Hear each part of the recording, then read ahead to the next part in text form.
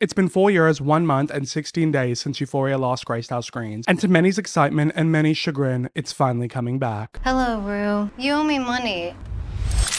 Euphoria is famous for its phenomenal performances, boundary-pushing narratives, confronting imagery, stylistic design choices, and its stunning score and cinematography. But it's also infamous for its controversies. The show is shrouded in scandal both on and off camera, with musical composers, actors, and crew members having publicly called out the show's creator, Sam Levinson, for mistreatment, and many allegations, like the one from artist Petra Collins, that her vision was stolen for the show's style it's now famous for. Whether it's for the good, the bad, or the ugly, Euphoria is the name of the show that's on everyone's lips, despite it being 1,505 days since it last aired an episode. You better be joking. Most of Euphoria's cast has been catapulted into new heights of fame. Some were already on that trajectory, some have recently been recognized for their talents, and others for their style, and others for, well, other reasons. Either way, with his difficulty lining up his A-list cast members' schedules and time taken away to work on whatever that hot mess The Idol was, creator Sam Levinson was finally able to bring Euphoria off of life support by getting on set in February of 2025 to start filming the third season that we've all been begging them to since the last season ended in February of 2022. And now the time has finally come. Season 3 of the hit HBO show will begin airing weekly on April 12, 2026. With the long wait times, bad communication, and multiple controversies surrounding the show, many have said they don't care if the show comes back, that they think it should be cancelled, and that they won't be watching the new season. I, however, am not one of those people. I watched Euphoria since the beginning and think of it very fondly, and have been eagerly waiting and looking forward to the new season. But after watching the trailer and thinking to myself, what the hell is that? That's not the Euphoria I remember. I decided to go back down memory lane and rewatch the show that originally started airing in June of 2019. Produced by A24 and originally an adaptation of the Israeli show of the same name, Euphoria follows the lives of troubled teens as they navigate love, friendships, identity, and growing up in a post-social media world impacted by drugs, sex, violence, and trauma. This series is a character-driven show with an ensemble cast led by Rue, a drug addict fresh out of rehab with no plans to stay clean, and those in her social orbit. There's Jules, a transgender girl searching for love and connection in all the wrong places. Nate, a jock whose anger issues mask his sexual insecurities and childhood trauma. Maddy, who's stuck in an on and off again abusive relationship. McKay, a football star who's struggling with adjusting from high school to college. Cassie, who is plagued by her reputation and dating history. And Kat, who goes from being insecure about her body to finding an unconventional way to feel empowered. Euphoria is often panned by audiences and critics for being navel-gazing, unrealistic, exploitative, and gratuitous, and for glorifying drug use and toxic relationships. Now, while I can see some of the arguments for these criticisms, which I will point out when I get to them, I think the show explores a lot of issues and themes with intention and conviction. I think Euphoria's first season is really solid. When we get into season 2, sometimes it can start to feel like it's a little bit style over substance. And at times you can wonder if things are necessary or if they're just going for that shock factor. But like I said, it didn't start off that way. I find Euphoria to be an interesting and compelling character study, with an exploration of teens coming of age while grappling with young love, their sexuality, gender identity, mental health, generational trauma, and addiction. I think where some people can get confused with Euphoria is thinking that the show is aimed at teens because its main characters are teenagers, but really I don't think that's the show's intention. I mean, first of all, it has an R18 rating, so if you're gonna follow those guidelines, only adults should be watching this show anyway. But obviously, I know a lot of teenagers watch R-rated stuff, but really that's the parents' responsibility, not HBO's. I think Euphoria's first 2 seasons is a show about teenagers for adults, and I didn't quite get that until this rewatch. I'm 26 years old, I moved out of home when I was 17, I'm 9 years out of high school, and at this point I'm pretty sure my frontal cortex has developed. At least I would hope so. I was 19 years old when Euphoria first premiered, so I wasn't too far out of high school and was still very much in that social orbit at the time, so even though I could relate to the show, I couldn't quite grasp all of the themes and implications like I do now. And maybe back then, some scenes felt glorified or exciting or interesting, but by now, I'm watching the show through my 26-year-old lens being like, yeah,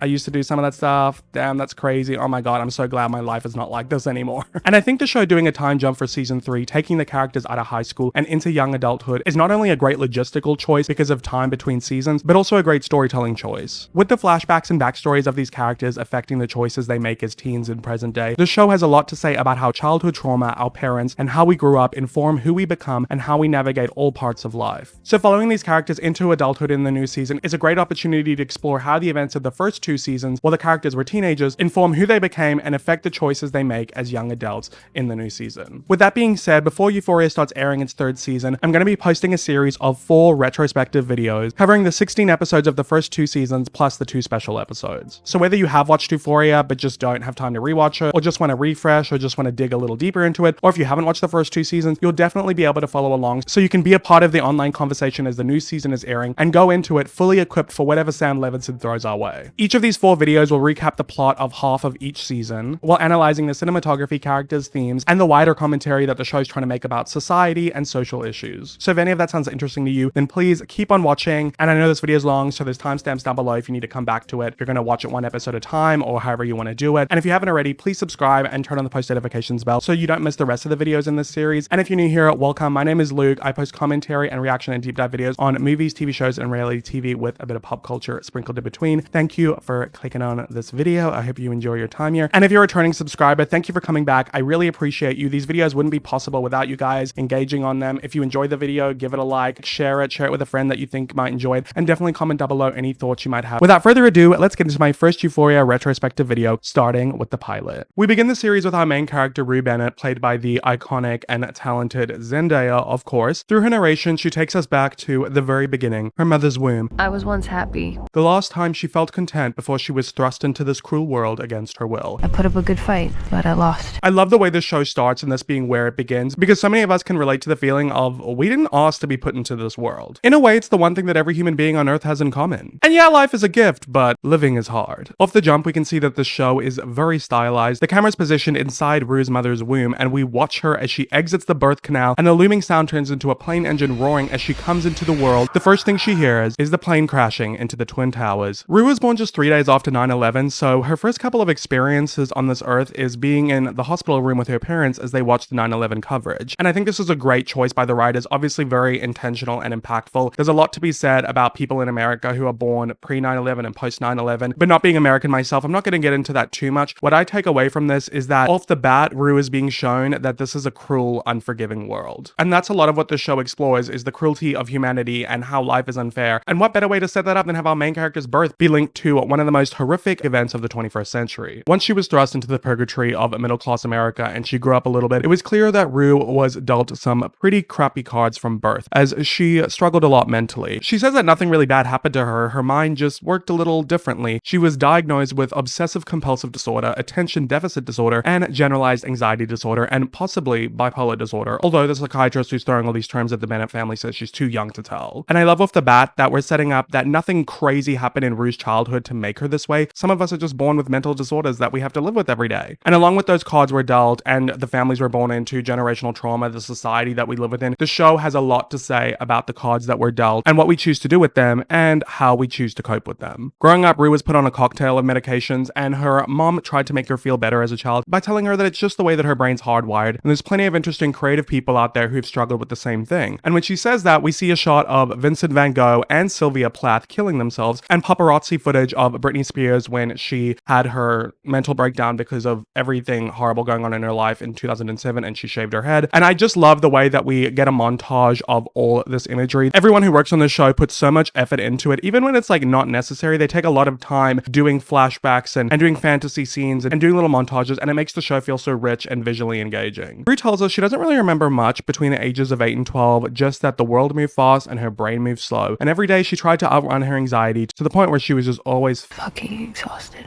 We see her when she's 11 years old having a panic attack in class, and once again, great visual storytelling. The teacher's voice fades as we hear Rue's breathing get heavier and her heart rate get faster, and the lights flicker until they go off when she hits the ground. These components with the cinematography and sound design put us right in Rue's shoes and really help us feel the anxiety that she feels in that moment. We then jump to Rue's life as a teenager, and we're really getting a painted picture of what her life is like. Rue stumbles into the kitchen looking uninterested. Her mother's in the background speaking to the insurance company because she can't afford Rue's medication. Obviously a commentary on the corrupt US health system. Rue's sister Gia is scrolling through her phone and asks Rue if she saw that video of that girl getting acid thrown on her face, just showing how desensitized we are to like the horrible stuff that goes on in the world that we just see on social media. Rue then asks if she can have a tampon from her mom, and she goes to the bathroom and coughs as she opens the medicine cabinet to steal some pills, and we get a montage of Rue doing this cough open, and this is also just great storytelling, obviously, because it shows us right off the bat that Rue's abusing drugs, and she's been doing it for a while, and she knows how to cover it up. She then looks at a photo of her father and her mother. Obviously, we didn't see a father in the house, so already we can tell that he's dead, and we get this confirmed later on. The show does a great job of showing, not telling. It's only been a couple minutes into the show, and we already know so much about our main character, what kind of life she has, what kind of story this is, and that she's struggling with substance abuse as a way to numb her pain and distract herself from her struggles. And throughout this opening sequence, we have a bunch of those signature Euphoria songs from Labyrinth, you know, like...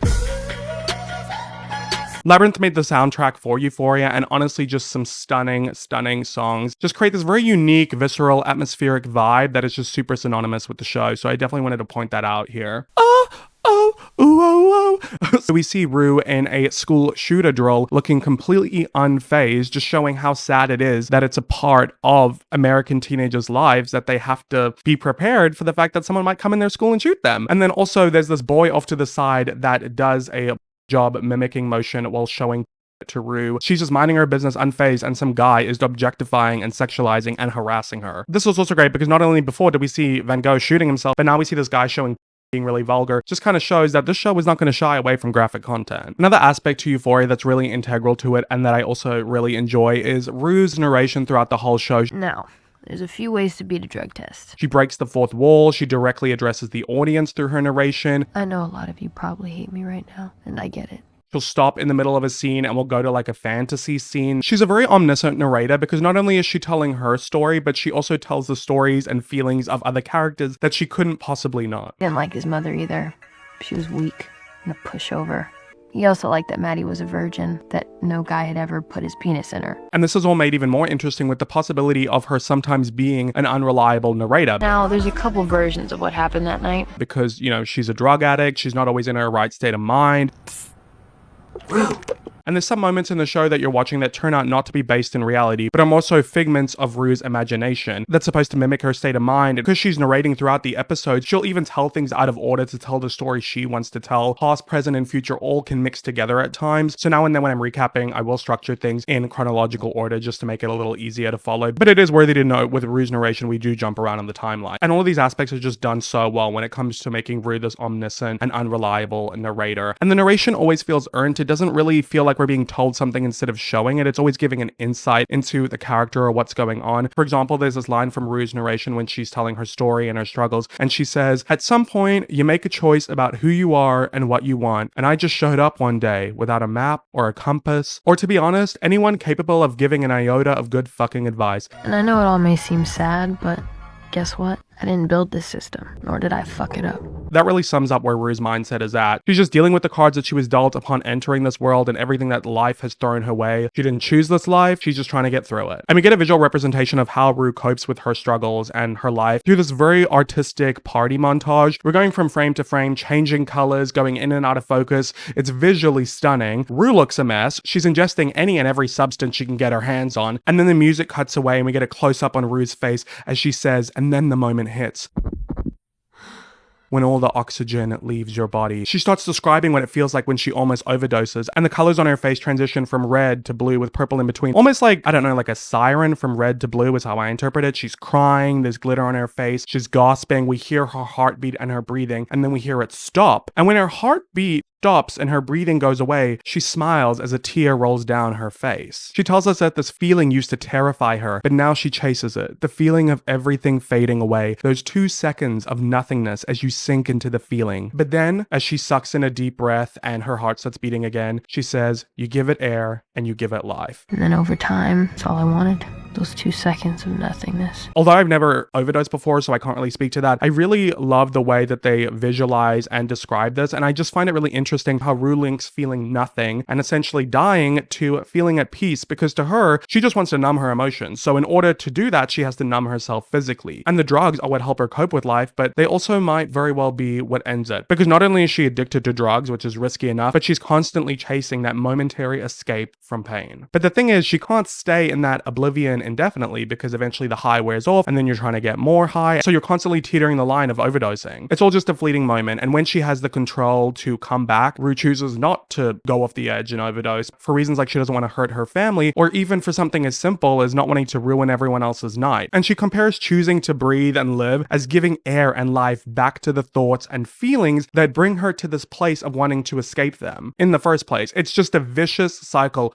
one that can and terribly often does go beyond your control, like the time Rue actually did overdose. This time wasn't really that different. She'd been doing what she'd been doing for years, but this time she accidentally took it too far, a fatal mix of different substances. And after her stay in the hospital, Rue was sent to involuntary rehab where she spent majority of the summer before her junior year. And this is where our story starts. So Rue's mom, Leslie, played by Nika King, and her sister Gia, played by Storm Reed, pick her up from rehab. Gia's obviously really excited because her big sister, who she idolizes, is coming home, and Leslie's a bit cautious, but she's also being optimistic, saying to Rue that she thinks that this is a start of a new chapter for her. She's obviously referring to Rue's sobriety, but what she doesn't know is that despite ODing and being in rehab for most of the summer, Rue has no intention of staying sober. On the drive back home, Rue locks eyes with a girl who is riding her bike. This beautiful woman is played by Hunter Schafer. 5 days after getting home from rehab, Rue goes to meet with her friend and teenage drug dealer Fezco, played by the late Angus Cloud, may he rest in peace. We learn that the mystery new girl in town is named Jules because Fez has already met her, and he says that he thinks Rue and her are really gonna hit it off. And boy, you don't even know the half of it.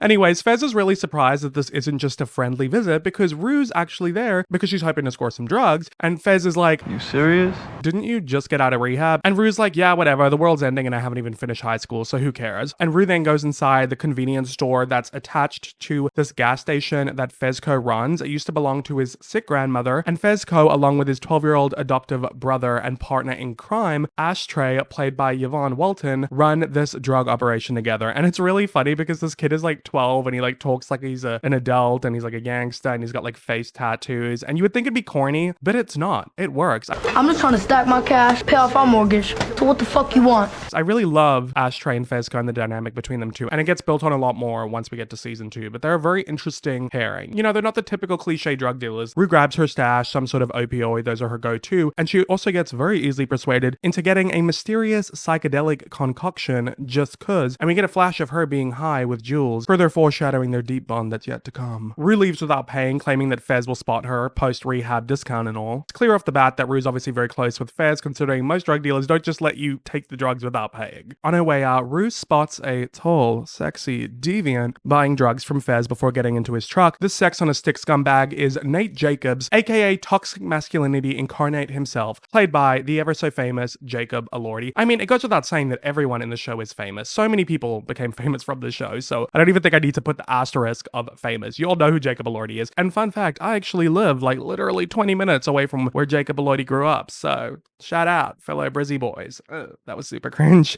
Anyway, back to Euphoria. So Nate and Rue are staring each other down, and through Rue's narration, she tells us that she never really had much of an issue with Nate, at least not before what happened with Jules, which, ooh, what happened with Jules? There's that whole timeline past, present, future situation going on there. She's already foreshadowing. But Rue tells us that even though she didn't have an issue with Nate before, it's not like she liked him. I mean, there was that one time he tried to finger her at her freshman formal without her permission. Like, it's America. By now, if you're first watching this show, you're getting the memo that there's going to be dark humor in this. Nate then drives off in his truck, and we follow the story with him, and he's in the car with his best friend McKay, played by LG Smith. McKay's super nervous about throwing a party at his place because his mom notices everything, and Nate says this line that I just find so disgusting. He says, "Quit worrying about your mom, dude." Start worrying about all the fucking pussy that we're gonna smash tonight, bro. It's cringy. It really is. Nate in this episode is really on one with the way that he speaks. He's not really like that the rest of the season. I'm not sure if that was like pilot specific, but the way they write Nate in this episode, they're really hitting you over the head with like, this guy's a douchebag, toxic masculinity. I get that some guys talk like this, but it feels a little one note, little one dimensional. And Nate doesn't really like talk like this for the rest of the season. He's a lot more sinister and cruel as opposed to like on the surface frat douche bro. But you know, it's there for now, and it does a great job of setting up Nate as the villain of this story. Even though of course it's a lot more layered and complex than that, but if like Rue's the protagonist of this story, then Nate's definitely the antagonist. So McKay says to Nate, "Isn't Maddy coming tonight?" But Nate's like, "Fuck her, she broke up with me." More on that later. Nate then veers his car over to the side of the road because he sees Jules riding her bike. One thing about Jules, she's gonna be riding that damn bike. So he catcalls her and yells out the window saying, "Yo, why didn't you come ride on this dick instead?" Men are pigs. And Jules flips him the finger and loses control of her bike and then falls and scrapes her knee, and Nate laughs and drives off, and McKay's like, dude, what the fuck? And this takes us into following Jules into her home. I love the way that Euphoria goes from character to character and it transitions through scenes so seamlessly. So as we're watching Jules, we hear Rue's narration say that Jules just moved from the city to the suburbs with her dad after her parents got divorced, and she tells us that dads almost never get full custody, so you know some shit went down with her mom, but Jules doesn't really like to talk about it. A great line, because it tells us like the basic premise of what we need to know about Jules for now and like her being the new girl and why she's here, but it also sets up this mystery of like, what went down with the mom? Like what's her story? So Jules is alone in her room scrolling through profiles of men's torsos on a hookup app that's obviously designed to mimic the likes of the hellscape that is Grindr. After blocking some accounts of some guys who are sending her some pretty creepy messages, she responds to the user who goes by the unique online name Dominant Daddy, who has a bit more of a gentle approach, ironically, and he invites her over that night to have a drink. And she agrees and then goes and texts her friend Kat, played by Barbie Ferreira, who she met a couple weeks ago in summer school, that she's gonna skip McKay's party tonight. As she sends that text, this transitions us to Kat as we see the text pop up on her phone. Once again, I love the storytelling, how we're ping-ponging from character to character. So Kat is in her friend Maddie's room, Maddie played by Alexa Demi, Queen, and she's got her boobs out because she's feeling very insecure about the shape of her areolas, and she's having a lot of negative self-talk, saying like she feels disgusting and all that kind of stuff. And it's very jarring, but also a good representation of Maddie because she gets a lot of confidence through her sexuality, which we'll later come to find why. And her friend BB, who's there, tells her to shut up because she's looking fine, but they need to go to this party looking like Your pussy costs $1 million. love that line. BB is played by Sophia Rose Wilson, and she doesn't get really any development in this series. She's kind of just a side character. In fact, most of the fandom just calls her Vape Girl because that's like one of her big personality traits, is she's just like always blowing fat clouds. This is like very much during the Jewel era of it all, although I guarantee she would be one of the people who's still vaping in 2026. When talking about catching a guy tonight, Kat says that she'd just settle for some non-R-wordy affection, so that kind of gives us an inkling of where Kat's at with her love life. So the reason Maddie's shitting on herself and her confidence is so shot is because of her messy, on and off again relationship with boyfriend Nate Jacobs, who is constantly criticizing her and bringing her down. Kat tells her to snap out of this funk because she's hot and Nate's a loser, so she just needs to catch a dick and forget about her troubles because the best way to get over someone is to get under one. But BB calls Kat out like, remind me how many guys you've been with? Because the answer's 0. Kat's a virgin, which almost everyone's shocked by. Bitch, this isn't the 80s. You need to catch a dick. Even though she's a 17-year-old teenager, so it's perfectly okay to be a virgin. And obviously these timelines are arbitrary, but because of peer pressure and societal standards for everyone to grow up so fast, she's clearly embarrassed for not having hit that milestone like the rest of her friends and peers. So Rue gets home that night and her mom's pissed off at her, questioning where she's been all day, and Rue's saying she was just out to eat, but her mom doesn't believe her lies and thinks that she's on drugs again, which she is correct, and she wants to drug test Rue. Rue slams the door in her mother's face and they fight through the door while her sister Gia watches, tearing up because she's living in constant fear that her sister's gonna relapse and overdose again. Meanwhile, her mom's just struggling to hold this family together. Slam another door. The girl's gonna be death to me. It's really a great moment to show how dysfunctional their family is right now because of Rue's addiction. While in her room, we then get one of those like fantasy montages where Rue gives us instructions on how to pass a urine drug test, and we see a montage of all the different ways that she's done it before. A really great way to show the lengths that addicts will go to keep using and to keep hiding their addiction. But because of her financial standing and this being last minute, none of those options are going to work for Rue, so she sneaks out of her house and runs to her old friend Lexi's house to grab some of her pee. Lexi's played by Maud Apatow. I don't know how to pronounce her name. And I love Lexi as a character. We don't get a lot of her in season 1, but we do get a lot of her in season 2, so lots to look forward to there. Rue tells us that her and Lexi have been best friends since preschool. We get flashes of them when they were younger together. Once again, great effort and attention to detail, doing a little flash then when like you don't really need to. It's a great way to just really flesh out the world and these characters a lot more. But Rue tells us that her and Lexi have grown apart in recent years, but despite this, Rue still asks for Lexi's pee, and you can tell by Lexi's reaction that she doesn't love doing this, but it's something that she's done a couple times before and something she continues to do for her old friend. While waiting for Lexi, Rue gets pulled into a convo with Lexi's wino mother, Susie, played by Alana Ubach. Upach? I suck at pronouncing people's names. Anyway, Susie is really funny. I love her. She creates some really great comedic relief in the show, especially in season 2. And she's being a little insensitive to Rue, who just got out of rehab, and she's like, did you meet a cute boy in there? Like, how's it going? And she gets told off by her other daughter, Cassie, played by the infamous Sydney Sweeney, but more on her later. So Rue runs back home with Lexi's pee, tapes it to her leg, snorts a line of something, then fake pees in front of her mother. So Rue's cracking jokes about her lack of privacy, but her mother reminds her that she lost her privacy when she overdosed, and her mother talks about how frightening the overdose was for her and Gia, and we get a flashback of Rue's overdose because Gia is actually the one who found Rue. Her mother was at work, and it's a really great flashback because it's one thing to just tell us Rue overdosed, it's another thing to show it. We follow Gia as she's walking down the hall to Rue's room, and she hears Rue gasping and choking, and she's walking slowly, calling out Rue's name, stop holding in tears, like, Rue. she's too scared to open the door, but she knows that she has to. And when she does, there's Rue laying in the middle of the room on the floor in a pile of her own vomit, choking, convulsing. It's very striking to see. And a lot of people say that Euphoria glamorizes drug use, but scenes like this definitely prove otherwise. And Rue, through her narration, recognizes how her actions have affected those that she loves, and how despite this, she continues to abuse substances. She talks to the audience directly and says, I know you probably hate me right now, and I get it. If I could be a different person, I promise you I would. Not because I want to, but because they want me to. And therein lies the catch. It really speaks to how addicts wish that they could change for those that they love because they don't want to keep hurting them, but it just doesn't work that way. Like, more often than not, you're really only going to change if you yourself want to change and get to the point where you want to do that for yourself, where you love and care enough about yourself and want to change your life enough to be able to do it. It's really difficult to do it just because your loved ones want you to, And this speaks really well to the guilt that addicts have to deal with when it comes to how their addiction affects their family. And we touch on that a lot throughout the show with Gia and Rue's mom. And I think it was a great choice to have Gia be the one who found Rue when she overdosed, because it's like almost like it took away some of Gia's innocence. A 13-year-old girl finding her 16-year-old sister laying on the floor looking like she's dying. It's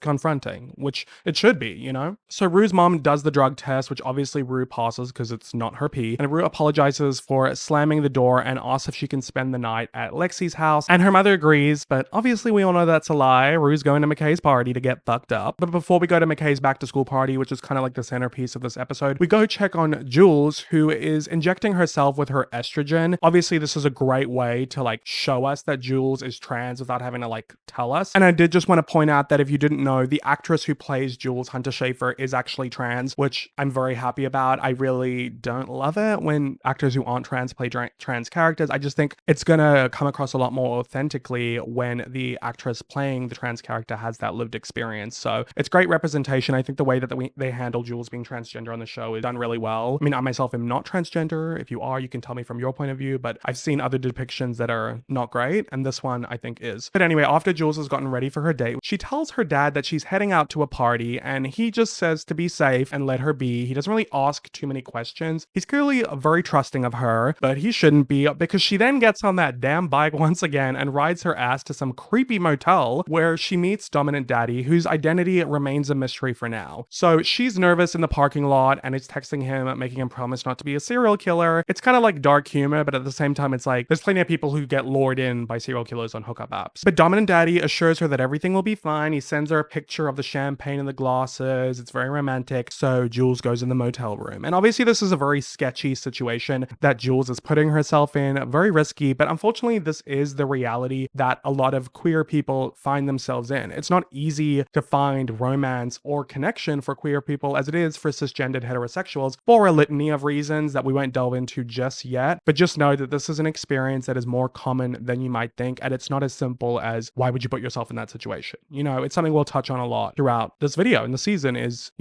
how experiencing love and connection and sex as a queer person, especially when you're young, especially when you're in a small town, it's just very different. It's very privileged to be a cisgendered heterosexual in this world when it comes to love, dating, romance, and sex. Just know that if you didn't already. Anyway, we then go over to McKay's house and he and his friends are pre-gaming. For some reason, half of them are shirtless. Don't really know why. But Nate's being a misogynistic pig, as he often is, and is talking very derogatorily about Cassie, the girl McKay's dating, who we met before, Lexi's sister. And McKay says, dude, she's smart, she's funny, she's cool, she likes cars. And Nate's like, nah, she's a slut. She's a whole just saying all these horrible comments, and all the other guys are agreeing, saying, dude, haven't you seen her stuff on the pages? Yuck. McKay says he doesn't know what they're talking about, so Nate sits him down with the other guys and shows him all of Cassie's leaked nudes and sex tapes. Once again, disgusting that like there are like these boys who collect girls' nudes and sex tapes, upload them on some like online forum for other guys to be able to look at. Makes me sick, but this is like a real issue. Revenge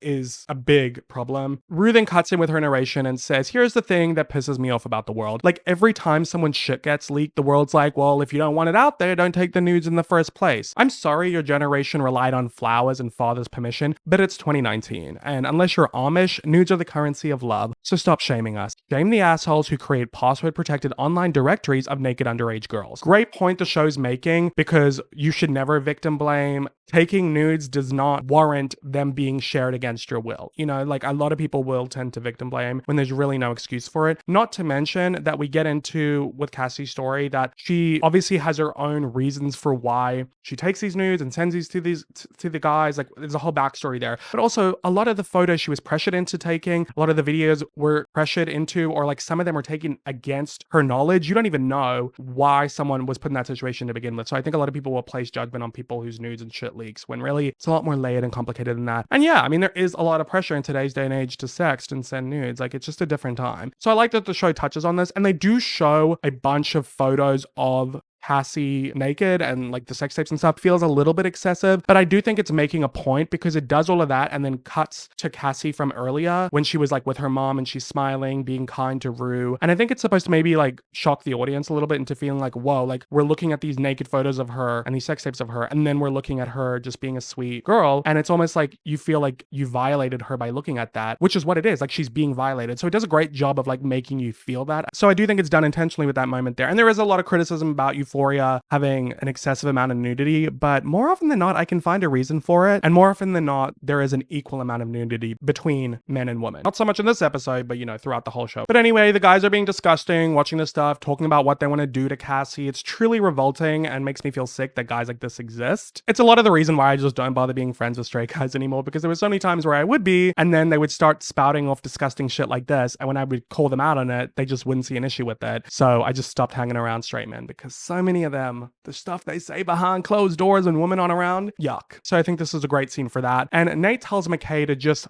Cassie like the that she is and kick her to the curb. I might have to stop quoting Nate soon because it's just getting disgusting. I think you guys get the point. But something else I want to touch on is the nice guy, like someone like McKay, who is, you know, like, oh, come on guys, this and that. But it's like, no, you should actually put your foot down and be like, you guys are being disgusting. Looking at this content is disgusting. Talking about a woman this way is disgusting. Like a lot of guys won't stand up to other guys. And, you know, there's like toxic masculinity, societal pressures, peer pressure, etc., etc. But like, I don't give a shit. It's just disgusting to be a bystander to this kind of thing, especially when it's a girl that you like. But anyway, we see how this affects McKay because we flash forward to later in the party where McKay is talking to Cassie in like a hallway and he's being really sweet to her. Like they're talking about how they like each other. He's being really gentle. But then when they go to his room and start hooking up, it's clear that McKay let Nate get to him because then he throws Cassie to the bed, starts choking her. He's being really rough. It's very disgusting and disturbing to watch. And Rue pauses the frame and with her narration says, look, I know this looks disturbing, but I promise you this doesn't end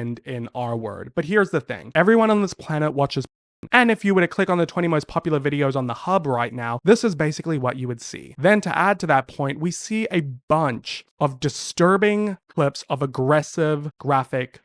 Once again, like the show's showing you, like, we're going to include it all. Any kind of graphic content, it's not shying away from that. It's good because it's making the audience uncomfortable. It's one thing to say something, it's another thing to show it. To show us the different kind of aggressive that is out there that a lot of guys are watching, you have to confront it. You know what I mean? A lot of issues that happen with guys these days is that their brain is rotted by the that they watch and it changes their perception of what real sex is. I think the show obviously is highlighting that this is like a real fucking issue in the world, which I'm sure we all by now know. And I think the that it shows does drive that message home by making you, the viewer, uncomfortable instead of just like, telling you. But anyway, we go back to the scene where Cassie tells McKay to stop and she shoves him off of her, asking why the hell he would grab her like that, like she couldn't breathe. And McKay's like, oh, I thought you liked that because of what he saw in the videos. But Cassie just says, don't do that again. But then gets all flirty and switches up and says, unless you ask me first or I ask you. And this is like a good moment because you can take it one of two ways. Either it could show you how different things in sex, kinkier, rougher things, can be experienced and enjoyed by both parties if there is communication and consent involved. That's what changes the same action, you know what I mean? If you're communicating and consenting about it. With what we know about Cassie and what we learn about Cassie, it also makes me think that because of how insecure she is and how she looks for validation through men, even though her initial reaction was to be uncomfortable, when she saw how he was uncomfortable, she then changed how she felt about it to please him in order to validate herself because of her own insecurities that are deep rooted with her childhood and stuff that she's experienced that we'll touch on when we get to Cassie's backstory. So there's two ways that you can really look at it. I think it's a very interesting scene and very layered. And also, when you look at it with McKay, you see how the conversation with his friends and the peer pressure and all that kind of stuff makes him think he should do something a certain way when really that's not in his nature to behave like that. He's a sweet guy. But this is also like the whole, the nice guy trope. But it's like, yeah, but the nice guy is not sticking to his morals because he's too busy trying to fit in with the other guys. I mean, really, this is what McKay's character is about. It's a tale as old as time. A man who at his core is sweet, but because he surrounds himself with assholes, he gives into peer pressure and is trapped by toxic masculinity, which rears its ugly head right back around to misogyny. Like I mentioned earlier, I really love how Euphoria ping-pongs between characters and transitions between storylines. It's just so seamless. Like, for example, we have Rue walking to McKay's party because we see through another quick montage that she doesn't like to drink and ride her bicycle at the same time. And she gets picked up by Maddy, BB, and Kat, who are driving, and they spot her. Yo, that's Rue. Oh my god. Didn't Rue die? Oh my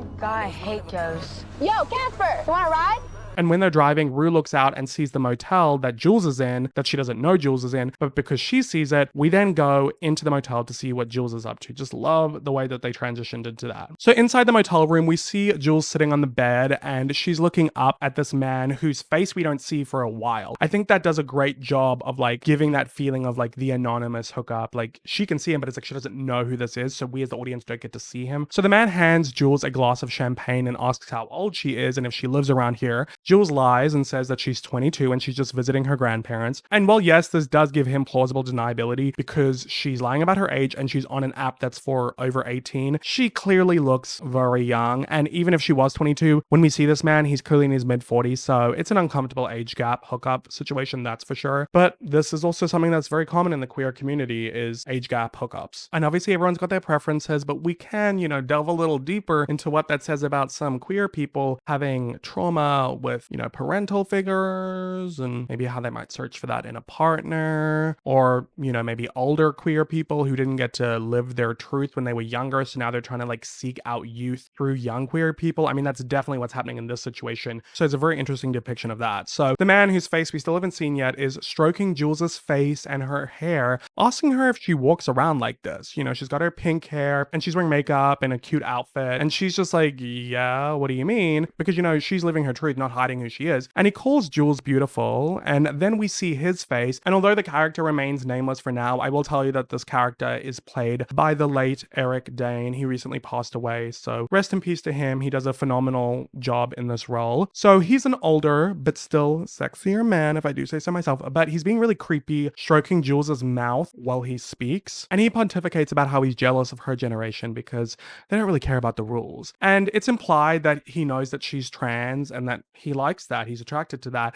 and also that he's attracted to young queer people because he says, and I quote, "There's two versions of how your life can go. You can either go someplace where you're wanted for who you are, or you can stay in a town like this, end up like me, living your life out in motel rooms." Selfishly, I hope you stay.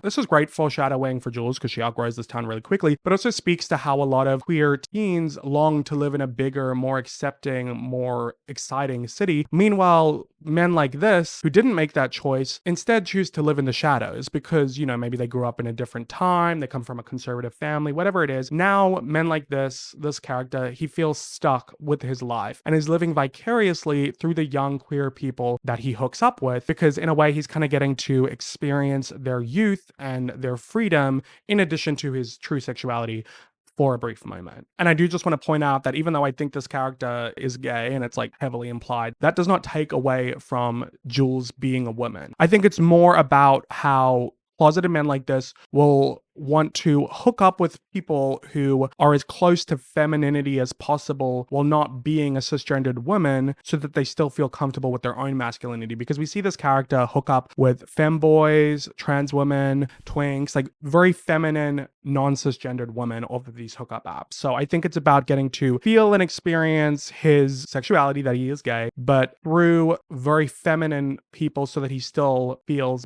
it's like layered and complex, you know what I mean? Like, we'll touch on this more later down the line, but I just wanted to make it clear because I didn't want to make it seem like I was like discrediting or discounting Jules being a woman, but by what I was saying about this closeted man. But anyway, this man, who I'm just gonna call Cal, his name is Cal, he's stroking Jules's lips and it tells her to open wide, and it jams his finger down her throat and says, "Good girl." It's like, okay, dominant daddy's coming out. It's a lot. So we then get a shot of Jules sitting on the bed in the background, and in the foreground we just get headless Cal putting a condom on his schlong. It's very like cold the way this all is, the way that he's like putting on the condom away from her while like she's sitting in the background. And when he goes to Jules, he flips her aggressively on the bed, rips her fishnet, forces her to spit in his hand, and then just jams himself in her. There's no foreplay, no sensualness, no romance. It's very like violating and disturbing. He's like jamming, thrusting into her and shoving her head into the mattress, and we just see Jules's face sinking into the sheets. And at first, you know, you see the pain in her face, but then she almost looks lifeless and numb. And then Rue's narration comes in while the camera is just locked on Jules's face going in and into the mattress. And Rue says, "Jules once told me that every night when she was a kid, she'd lock herself in the bathroom, get down on her hands and knees and pray to God. She'd pray that when she woke up in the morning, she'd be 25 years old, living with her best friend, someone she hadn't met yet, but someone she knew she'd trust forever." We actually get a scene like this in one of the special episodes, if you know, you know. But it's also great foreshadowing for their feelings for one another, and also very interesting to place this narration in this moment, kind of speaking to how Jules wants more than this. And we get extrapolated what Jules was thinking in this moment when it comes to her backstory, and I think it adds a lot more layers than there already is here. But anyway, after Cal finishes, he whispers how clean she is, and he's like, "You don't know how rare that is." So obviously that's indicating to us that he does this often, and also just a weird thing to say. This whole scene feels like he's just using her, like he doesn't care about her pleasure, and this line really emphasizes that. He doesn't say like, "Did that feel good?" or "This felt good," or whatever. He doesn't check on in her.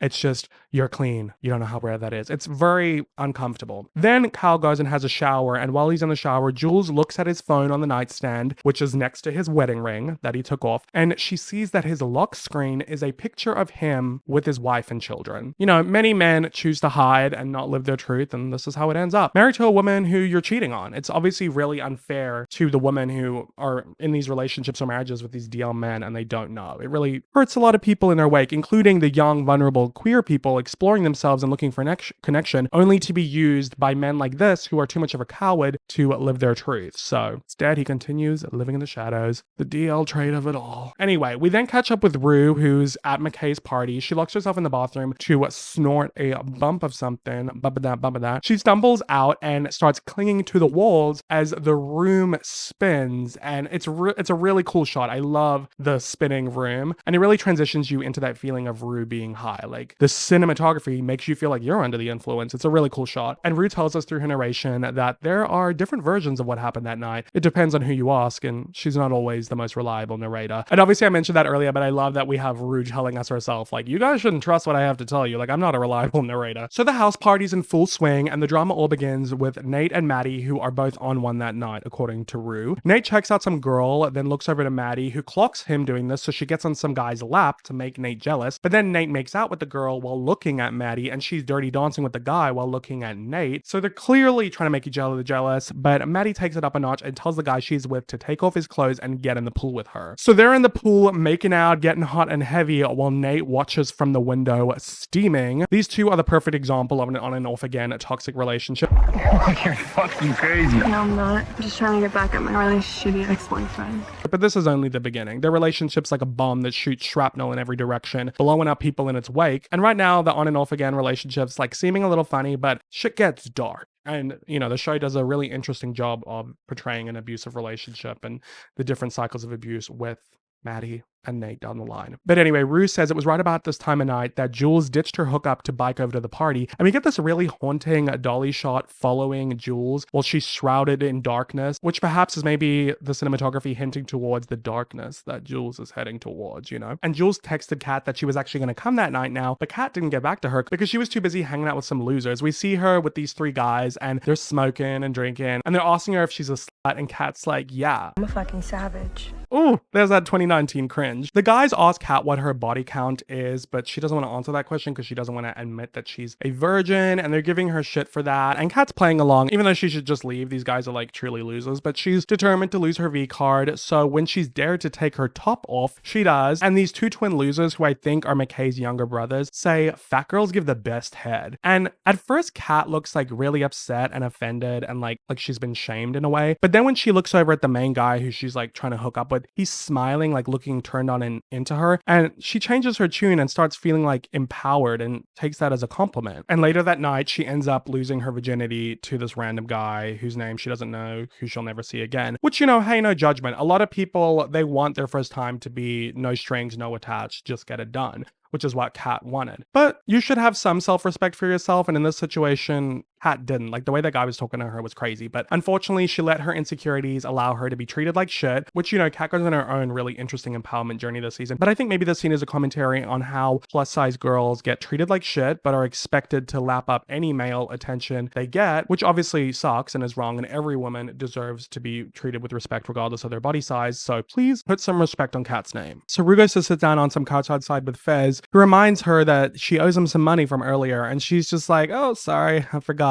It's clear he's not like some of those dealers who are serious about their money, at least not with Rue, who he clearly cares for. He even says that selling to her is starting to feel uneasy after what happened. He's really scared for her. You know, he's seen a lot of people die, and he doesn't know what she's going through or how to help her, but what he does know is that drugs are not the answer. And I know it's a little ironic coming from Fez, because, you know, he sold drugs to Rue, but, you know, you could say there was like some sense of control or awareness in him selling drugs to Rue, because in reality, with someone as far gone as Rue, she'll find them anyway, and at least this way he knows what she's getting, how much she's getting, you know, that it's not laced with anything, like, so that she's not putting herself in an even more riskier situation. But now that she's post rehab, you can tell he's really uncomfortable with it, and he doesn't really want to do it. Like, before she stole the drug, like, I don't think he actually does sell drugs to her again after this. But anyway, it's also interesting, obviously, because Fez is a drug dealer, so it's interesting that he has these feelings towards drugs, because most dealers don't care about the effect of the drugs on the people who buy it, they just care about the money. So it makes you wonder why he deals if he has these beliefs, and I can tell you that we do find out in season 2 when we get into Fez's story more. But anyway, back to Rue. She tells Fez a story about how when she was 11, a couple months after her dad was diagnosed with cancer, they were celebrating his 80-20 prognosis when all of a sudden she felt like she couldn't breathe, like there was no air left in the world. Her parents took her to the hospital where the nurse gave her liquid Valium to calm her down, and Rue says, when it hit me, I thought this was it. This is the feeling I've been searching for my entire life, for as long as I could remember, because suddenly the world felt quiet and I felt safe in my own head. 2 years later, my dad was gone. Panic attack stayed, and I found a way to live.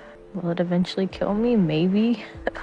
Maybe not. I don't know. Obviously, I touched on this in Rue's backstory, but it's great to hear her describe it in her own words. It's kind of the thesis statement for why she uses drugs. It's her way of coping because, you know, it shuts off the anxieties, the voices, the thoughts, the feelings, the things that she doesn't want to deal with. It numbs her. And I love the insights already that we're getting from Rue on her addiction here in the pilot. Then Jules arrives to the party and she comes inside looking around for Kat, the only person she knows right now. But she finds something a lot worse because Nate then finds her in the kitchen and takes out his rage on her. But before he sunk his sights on Jules, Nate actually tried to intervene with Maddy because she was making out with that random guy in the pool. Yeah, that's real classy, you fucking.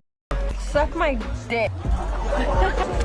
That's why he's so angry by the time Jules gets there. And he's in the kitchen, rage quitting, taking shots, breaking things, throwing things down. He's a regular wall puncher. And he's screaming at everyone to get the hell out, get the hell out. But Jules is wrong place, wrong time, unfortunately trapped behind the kitchen island. And Nate locks eyes with her and, you know, decides to stop being transphobic and targeting her and starts trying to intimidate her, asking who the hell she is. Like, what are you doing here? And she's like, I'm Jules. And he's like, does anybody know who the Jules is? So Jules tries to defuse the situation, saying she's just minding her own business, but Nate gets all up in her face and says, no, you're not. Nobody who looks like you is minding their own business. I know what you are. Yeah, I see you. So what do you want? You want some attention? Because I'll give you some attention. Damn, a girl can't have pink hair, blue eyeshadow, and a cute fit without being attacked. But in all seriousness though, even though it isn't explicitly stated, this is obviously a hate crime and transphobia, and this is the kind of shit that queer people have to deal with. I've like been walking down the street with my boyfriend one night and just had people yell slurs out of their car driving by. I've had people want to hit me because they didn't like my outfit. I know that's nothing compared to what trans people have to deal with, so it's messed up, but this is like real shit, real life, you know, these small-minded people. He's clearly placing his rage on her because she feels like an easy target to him. He's looking at somebody who perceives as weak, vulnerable, someone who's part of a minority group, and he's choosing to attack them as someone who's privileged. Anyway, Nate's still screaming in Jules' face and she's really scared, but then when he says he's gonna beat her the F up, that's when Jules gets into defense mode. She grabs a knife, pulls it on him, and all of a sudden Nate's like cowering like a little boy in the corner as she's like waving the knife in his face. Oh, no. And she's like, what the hell's your problem? You want to hurt me, huh? You have no idea who I am. She then cuts her arm, freaking Nate out, and baller move, she rubs the blood from her arm on his face and says, I'm fucking invincible. Try not to say mother challenge failed. Obviously, this whole altercation drew quite the attention of the crowd, including Rue, who looks very impressed by Jules. And after eating Nate up and then shitting him back out, Jules says to the crowd, by the way, I'm Jules. I just moved here. Oh, queen! I love Jules. I love her so much. This scene, it's such a serve. Anyway, so Jules leaves the party because like it's a bit awkward to stay after that, and Rue runs outside and stops her before she gets on her bike and leaves and is like, are you okay? And Jules is like, yeah, you know, I just wanted to make sure he didn't like break my jaw or something. And Rue's like, no, I get it. Like, it's just that was crazy. It was cool. Like, she's really impressed. I'm Rue. I'm Jules. You know, they're being all cutesy and she's like, so where are you going now? And Jules is like, home. And Rue's like, can I come? And Jules just smiles and lets Rue get on the back of her bike. I love that. Do you miss when it was like you were a teenager or when you were younger and it was just that easy to make a friend? I love how like cute and simple this moment is and how they just start hanging out so easily, you know? And we end the episode in the early hours of the morning, catching up with where everyone ended off this crazy night. Maddie's sleeping like a baby after getting under Nate's skin. Meanwhile, Kat's sleeping at the foot of her bed, scrolling on her phone through the Insta profile of the douche who she slept with, whose name she doesn't even know, wondering if it was all worth it. We then check on Cassie, who's sleeping with McKay. He's cuddling her, kissing her tenderly, realizing how much he cares for her and how he shouldn't have let his shitty friends' opinions of her persuade his thoughts and actions. Nate then gets home after drunk driving from the party, and he stumbles up the stairs where we see a family portrait where the father is the same man who slept with Jules. Boom. Crazy plot twist. Crazy connection. So after Jules sneaks Rue into her room, the two bond as Rue helps her clean up her wound. And as a side note, I really love how Jules is in her underwear and,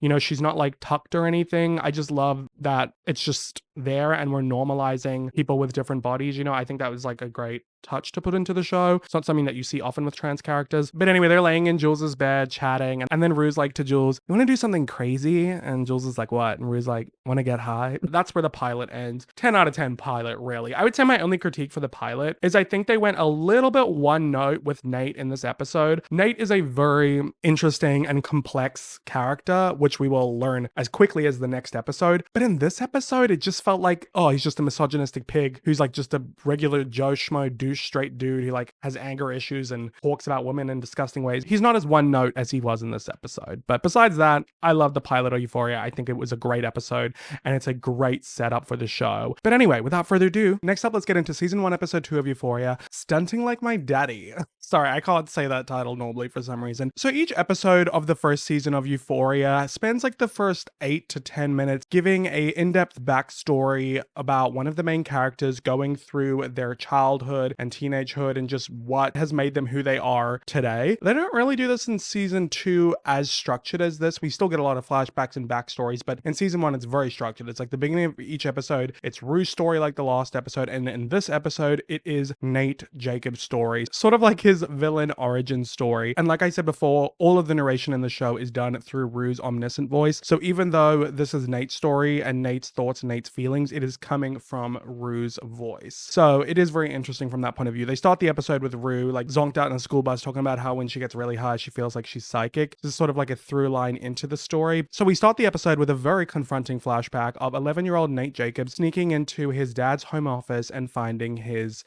corn collection. And as a little side note, I really love this shot of Nate's eye through the keyhole. I think that was a really nice touch and definitely adds to that like sneaky vibe. So we're told that Nate is super obsessive and he gets it from his father, Cal, because Cal has all of his corn DVDs, his homemade videos in color-coded cases that when you put together create some sort of code that unlocks the password to his computer and the encryption on the DVDs, whatever. He's got some sort of in-depth system to hide his corn. And Cal goes to extreme lengths to hide these tapes because they're not just regular corn. It is videos that he sometimes secretly records of his hookups with young gay femboys and trans girls off of the hookup apps. And these videos very much depict the kind of hookup that he had with Jules, some even more intense and graphic. And if these videos weren't disturbing enough, seeing Nate's face, him as a child watching these disturbing videos, takes it to a whole nother level. It's like that feeling when you're a kid and you're looking at something online that you are curious about but you don't quite understand, but you know you shouldn't be looking at, but like times that by 1,000, because Nate is not only seeing sexual acts that he doesn't understand, but he's seeing his father do them with people that is not his mother and people that are not women, and it's more than just sex, it's like really aggressive. So it's disturbing on many, many levels, and a child who doesn't really understand sex, witnessing it this way,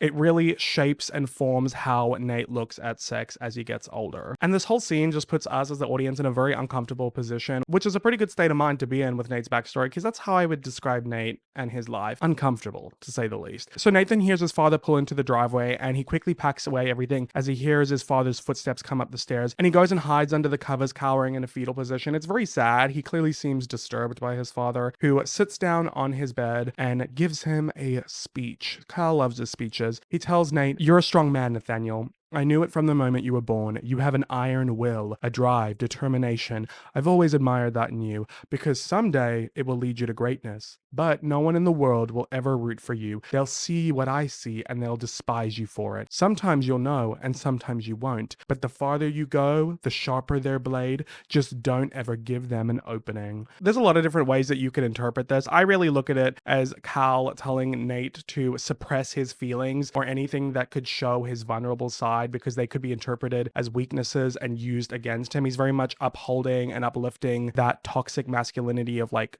don't show your feelings, be a man, be strong, be great, be tough. People are going to try to tear you down because of your privilege, but don't let them. Like, you can achieve greatness. It's very macho in a way that is like going to put a lot of pressure on your child, almost like he also is living vicariously through his child because he's got his own insecurities about his masculinity, because he's suppressing his sexuality and, you know, everything we spoke about in the last episode with him only hooking up with hyper feminine queer people. And I just think that it speaks to a lot of Cal's own insecurities that he's pushing onto his son. And it makes sense that he would teach his son to bottle up his own feelings, because that's what he's been doing his whole life. At a very young age, Nate developed a strict workout and diet regime, and through him lifting weights and washing his face in the sink, we get that iconic transition of child Nate going down and then teenage Nate lifting up. It is a very cool shot. And when Nate got to high school, he joined the football team, and by the end of his freshman year, he was the star quarterback and team captain. We see his dad from the sidelines, never looking too impressed, but always almost surveying Nate, making sure he's playing his role correctly. Nate loved the crowds, the cheering, the feelings of winning, but he hated the locker rooms and how casual his teammates were about being naked, how they would talk to him with their dicks hanging out. This is the infamous Euphoria scene where throughout this whole scene, you see about 30 different dicks and butts from these random men. Now, I could see how some people might think that this scene borders on excessive and gratuitous, but once again, I think it goes back to making us, the audience, uncomfortable, to put us in the shoes and the mindset of Nate being uncomfortable. And of course, you see that with just the way that he's standing there, keeping his eyes up. He's wearing his clothes, he's twiddling his fingers. You can see in his face that he wants to crawl out of his skin. If he didn't have insecurities around his sexuality or confusion around his sexuality and sex and what he's into and his curiosity,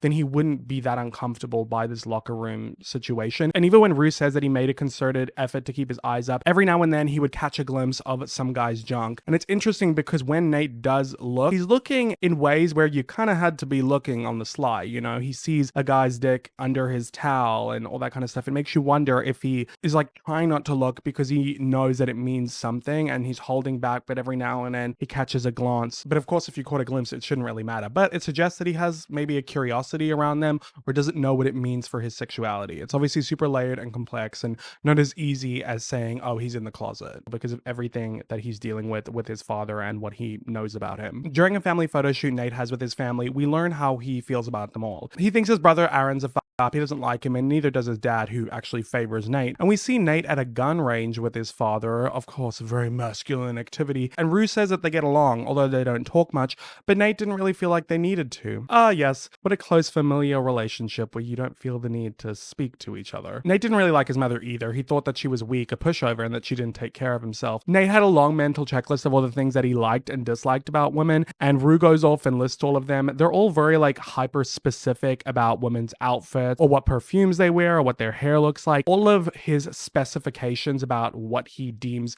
attractive or not attractive in a woman are all geared towards being hyper feminine. He doesn't want anything that is remotely perceived as masculine. Rue even specifies that Nate hated girls who sat like boys, talked like boys, and acted like boys, but there was nothing on planet Earth that he hated more than girls with body hair. Obviously, Nate doesn't want anything in a woman that could be remotely perceived as masculine because of all his complicated feelings towards his sexuality and man and his father and the tapes. He is only wanting a woman who is hyper feminine because in a roundabout way that would affirm his hyper masculinity. In fact, one of the first things that he noticed about Maddy that he liked is she was basically hairless and of course feminine and gorgeous. Nate loved protecting Maddy, not out of love for her though, but as an ego trip. He knew that this world was full of men who wanted to hurt girls like Maddy, men who'd hang their heads out the car and scream obscenities at her, which is very ironic considering that's exactly what Nate did to Jules in the last episode. You worry about men being horrible and what they would do because you yourself are a horrible man who would do horrible things. Clock that. Nate hated thinking about another man hurting Maddy. He imagined a fantasy of a creepy old man stalking Maddy at the mall and then kidnapping her, intending to R-word her or sell her into sex slavery. But he loved to imagine that he would be her hero in shining armor and kill him. This fantasy plays out on screen and it's very graphic, and it's interesting how we go from these very violent scenes to these very sexual scenes, because we then have this very creepy, funny scene where Maddy is on the bed in lingerie with a little cross chain necklace as Nate towers over her and asks if she's a virgin, and she says yes. Later on in the show, we actually find out that she's lying, but it's also kind of obvious by the way that she's saying it. But Nate's questioning her because according to Rue, he loved that Maddy was a virgin and that no other guy had ever been inside her before. Once again, that leads into another red pill toxic masculinity idea that the lower a woman's body count is, the more worth she has, and if she's a virgin, that's a prize to be won. And it's really interesting because when we see Nate having sex with Maddy, it mirrors exactly the way that we saw his father having sex with Jules. Nate thrust into Maddy from behind, shoving her face into the mattress, and I think this clearly suggests that not only is sex for Nate about power and being masculine, none of it is sensual or romantic, but also the way that he has sex is clearly informed by the trauma surrounding watching his father's tapes, because without even realizing it, he's emulating sex exactly how his father performs it, stunting like his daddy. It's really interesting here in this section of Nate's backstory how we had those scenes of the kidnapping and the shooting in his fantasy that was really violent, and then these scenes here with Maddy that are very sexual, and how we jump from the violence and the sex, and the cinematography and music reflects that. I think it's very much indicative of, yes, how the show juxtaposes violence and sex, but this is very specific to Nate's character. Violence and sex are very interconnected for him. We're told that Nate imagined marrying Maddy and starting a family with her, but he knew that he didn't want boys, which is interesting because that's most likely linked to his confusing feelings around men because of his father, but also maybe because he doesn't want to do to his son what his father has done to him. But then on the flip side, Nate didn't really like the idea of having girls either, which is probably linked to the fact that he either views women as sexual beings or he just doesn't have respect for them. And I think it's interesting fusing his feelings towards his sexuality into why he doesn't want children, because in a way, because of his trauma, his sexuality is linked to his father. Obviously, I'm not saying he's attracted to his father, just to be clear, but because of the tapes and seeing that in his formative years, it's really shaped his idea around sex and sexuality. We get this really great shot of Nate standing at the door frame of his father's office, and he's about to go in when Cal walks over to him, and Nate looks scared, looks down and cowers, even though he's much taller than his father, but his inner child is still traumatized by him, and it's really shown through his body language. We're told that things changed for Nate the night of McKay's party. Something just flipped. He knew he had anger issues, but didn't every guy? It's not like there was anything in his life that he could trace it back to, it's just who he was and who he'd always be. Interesting, because obviously this is being told with Rue's voice, but this is Nate's perspective, and he's clearly trying to deny and forget about the tapes and who his father is and what that means for him and how he's traumatized him, because he's saying that nothing's happened in his life to make him this way, when clearly there has been something that has. And that's going to be a big part of Nate's journey, because his trauma has really shaped him and influenced who he is, but he's in deep, deep denial about it, and he's going to have to confront it. And I think think Nate's backstory is just a really great commentary on how a lot of society doesn't want men to examine their feelings further and go deeper with it, but instead just makes excuses for their problems. Like, boys will be boys. Oh, he's just hyperactive. He's just got to get his energy out. Oh, he's just got a bit of a temper. But honestly, this is just the half of it. Nate Jacobs is a incredibly interesting and complex character.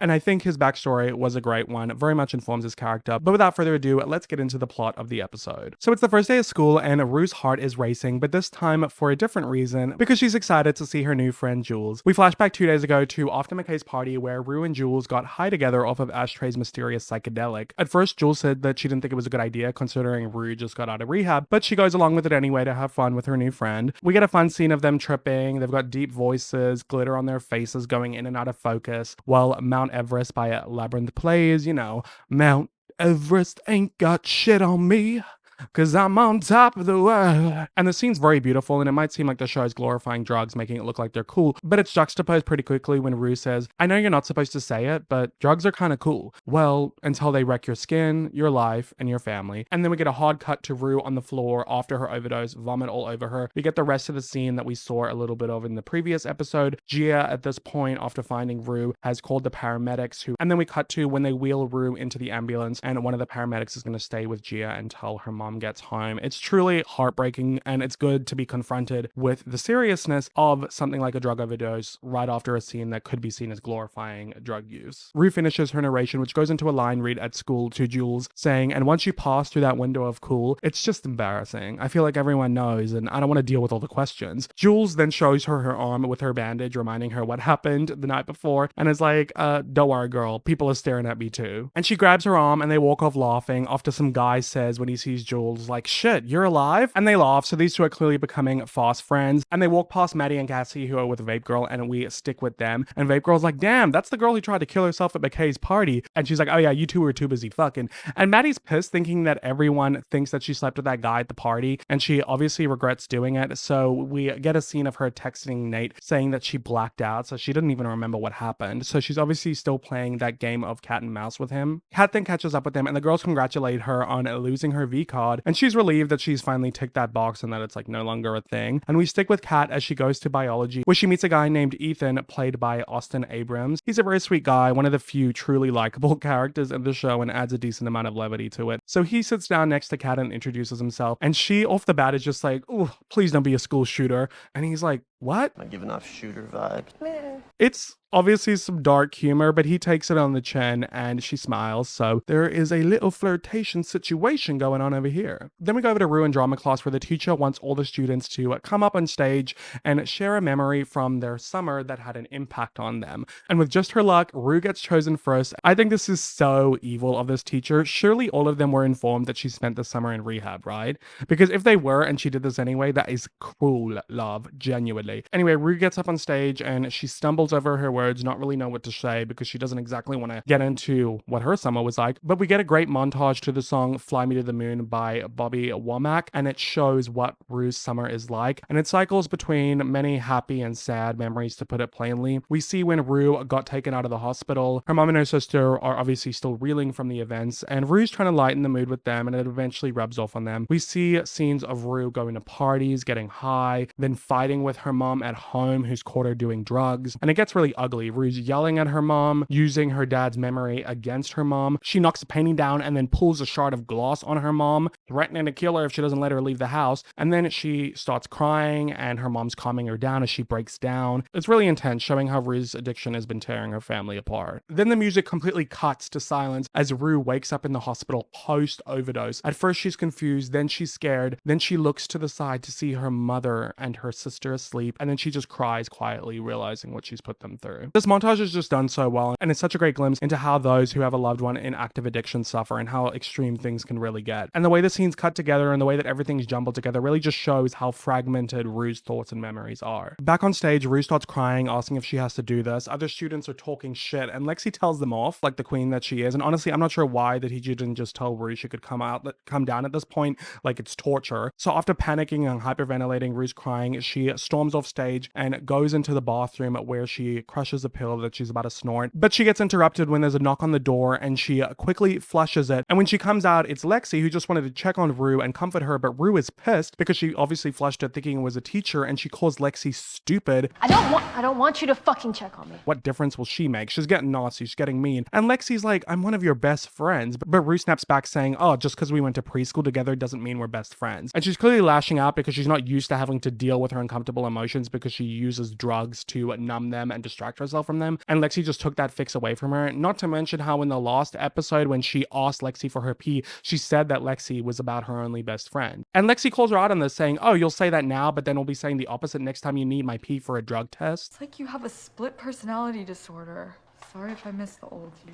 And this scene's a great depiction of how those in active addiction often not only hurt those they care for, but manipulate them and use them for their own selfish benefit, because the most important thing to them when they're in that addiction is using and getting their next fix. And it doesn't matter who they hurt in the process. That's why amends is obviously a big part of the 12-step. We then catch up with Nate, who's stalking the guy that Maddy made out with in the pool at McKay's party. This guy's name is Tyler. So Nate's in his truck watching Tyler leave his home. He then follows him to the mall to his job. It's really unnerving because Nate's as calm as a cucumber as he observes Tyler's day-to-day life and routine so he can figure out the best time to strike. This man is a sociopath, and now is only the beginning. Later that day, Rue goes to her post-treatment mandated NA meetings where she hears the testimony from this guy Ali, played by Coleman Domingo, a great character who serves as a mirror for Rue, and I'll touch on that more later on. But during his share, he's discussing how he lost his marriage and his children because of his addiction, and this makes Rue think about her first time trying drugs when she was 13. We get a flashback to her laying in bed with her father who's dying of cancer, and she would take care of him every day after school because her mom had to take a second job to cover his medical bills, which is just so sad and crazy that being sick in America will literally bankrupt you when it's like he didn't choose to have cancer. I'm very grateful that I live in a country like Australia that has Medicare, and I think every country should. It disgusts me to think of organizations profiting off of sick people. So naturally there were a ton of different pills in the house to manage Rue's father's pain, and at this point she didn't have her addiction issues, so they were just out and about. And out of curiosity, when Rue's dad fell asleep, Rue tried one of his pills and she liked the feeling and started doing it every day, and her father was too out of it to notice that she was high whenever she was with him. I always have the best time with you. Me too. Now, obviously on paper, stealing pills from a sick person is bad, but I'm not going to pass judgment on Rue in this situation because, I mean, this is so depressing at 13 years old, having to watch your father die in front of you. Back at her Narcotics Anonymous meeting, Rue's trying to get the guy who runs it to backdate the meeting she didn't attend, and he says that's unethical, so he can't. And she's like, what if I suck your dick? And he's like, okay, like in the parking lot? And Rue's like, I'm 17 years old, asshole. Sign the paper. Because it's just dark humor, it's funny. But I think it also just shows how Rue is very savvy because she needed that form signed and she knew exactly how to do it. And obviously she's doing this so she doesn't have to land up in rehab, but also so she can keep up the ruse with her mom that she's still sober. She's doing the fake pee, she's lying about where she is, she's lying about the NA meetings getting it signed, like she's keeping this ruse up real well. Her mom's none the wiser, unless her mom's feigning ignorance because she's just secretly hoping that Rue is sober and doesn't want to think about the possibility that she's not. And all signs are pointing to that she is, but not really, if you look close enough. But anyway, after school we then catch up with Jules, who's in her room on the hookup app yet again, but this time she gets a message from a DL guy who's a little bit sweeter than the rest. His username is ShyGuy118, and she seems excited because he says in his profile that he's not looking for hookups, he's looking for something real. Sure, you're looking for something real on a hookup app. Kat's just chilling at home with her family when she gets a text from Maddy that there's a sex tape of her on the hub. She goes to her room to check it out, and it looks like the guy that Kat lost her virginity to at McKay's party secretly recorded her from behind and posted it to the hub, which is obviously disgusting, a total violation, revenge porn, a crime that's literally CP. And once again, this is a real thing that happens, and Euphoria isn't going to shy away from these heavy topics. It's going to delve deep headfirst into them. Her face isn't in it, so Kat tries to deny that she's the girl in the video, but the rumors spread throughout the school anyways, and she goes to confront one of those creepy twins who were in that room that night, who says that he told his twin brother not to post it, but Kat says it's child P-word and she's gonna go to the police. This scares this guy enough, so he agrees to delete the video and make his brother remove it and tell everyone that it was some other girl in the video. And that seems to work because a week later, no one thinks that it's Kat in the video anymore, and she thinks she got away scot-free until she gets called to the principal's office. And he's being really vague because obviously this is an uncomfortable conversation to talk about. And Kat's like, is that about that video? And what would lead you to believe that it's me? Did you watch it? And he's like, no, of course not. And she's like, do you think that the girl in the video is me because the girl's fat? Obviously he realizes that this is quickly getting away from him, so he says he's not jumping to any conclusions. And Kat says, and I quote, you know, it's one thing for my classmates to body shame me, but for you, Principal principal haze, that's just a whole nother thing. It's degrading, it's discriminatory, and it just goes to show how insidious and systemic body terrorism truly is in this country. And from my own principal? It's a really funny moment, and Kat ate with this. I loved how she used her own discrimination to her advantage to get out of this situation. It was very witty, very smart, very funny. And Kat's feeling very empowered by how she handled this situation. She even blackmails one of those creepy twins into taking her on a shopping spree. And this little moment ends with Rue's narration saying, "And so, on the same way that mass shootings, sex scandals, and stolen elections do, the whole thing blew over pretty quickly, and we all moved on to the next thing." This little line about society is very topical and somehow is still relevant 7 years later. The football guys, including Nate, of course, are doing some sort of rally in the cafeteria, jumping on tables, acting a ruckus. Meanwhile, the cheerleaders, including Maddy and Cassie, are doing a very over-sexualized cheer dance.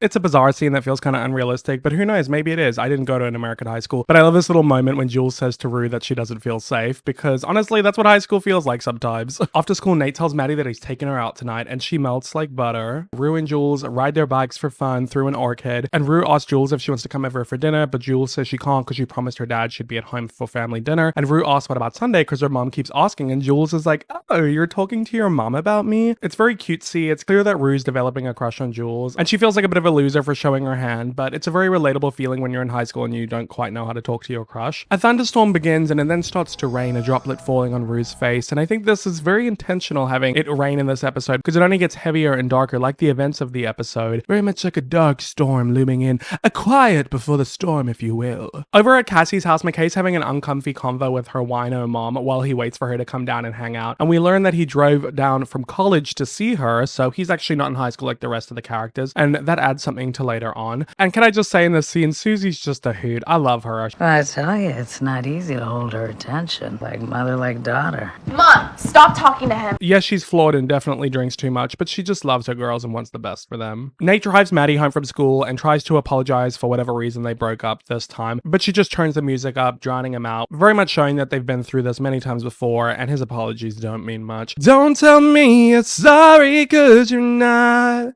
Whoa. When Nate drops Maddy home, he asks if he can take her out that night, and she nonchalantly is like, "Just text me." So it's clear it doesn't take much for them to get back together. They do this often. Over at Vaughn family dinner, Jules is texting Shy Guy 118 under the table, and he's trying to get to know her, asking why she doesn't live with her mom, but she's like, it's a long story, and he apologizes for prying, but he says he's just fascinated by her, which she seems charmed by. And it's really sad because her dad tells her to get off the phone, and it's a sweet moment, but he's trying to connect with her. Meanwhile, he has no idea that she's speaking to a stranger under the table on a hookup app, just like last episode when she lied about going to a party, but she was going to get railed by a 45-year-old guy in a motel room. Very much speaking of how terrifying it is to be a parent of a teenager, because you really have no idea what they're getting up to. The rain has now progressed to bucketing down, and Rue rides her bike to Fez and Ashtray's house because she wants to score some more drugs, but Fez is trying to get her to leave because he's got some of his suppliers coming over soon and he doesn't want her around for that. But Rue is not budging. She sees Fez's grandmother in the other room on life support, saying that she knows he has something, which is really messed up, suggesting that he should give her some of the drugs from his sick grandmother. But you know, that's where she's at, speaking to how a lot of addicts don't have a lot of tact. So Rue's being very petulant, refusing to leave despite Fez's warnings, and now it's too late because his suppliers are there. Fez tells Rue to sit down and be quiet because these dudes don't fuck around, and then he slides a gun between the couch cushions, and this is when Rue realizes she's got herself in a bit of a sketchy situation. The tension is building. We definitely feel like something violent's about to go down here, and something violent is about to go down elsewhere, because we check up on Nate, who has driven back to outside of Tyler's apartment building, and he watches him from his truck as Tyler leaves, and he goes into the building, scales the side of it so he can go on Tyler's balcony, and sneak through his sliding door into his apartment where he'll wait for him until he comes back. It's very creepy. We're very much seeing the lengths that Nate will go to. Anyways, we then go back to Cassie's house. Her and McKay are hanging out, watching a movie while he is venting to her about his struggles in college. You know, he's on a football scholarship, but the coach keeps putting him on the bench, even though he feels like he's a better player than everyone else. And she's kind of like, yeah, you know, you just got to work your way up. And he's still continuing to talk about it. But she's trying to come onto him, kissing his fingers, licking them. And she grabs his hand and puts it up her skirt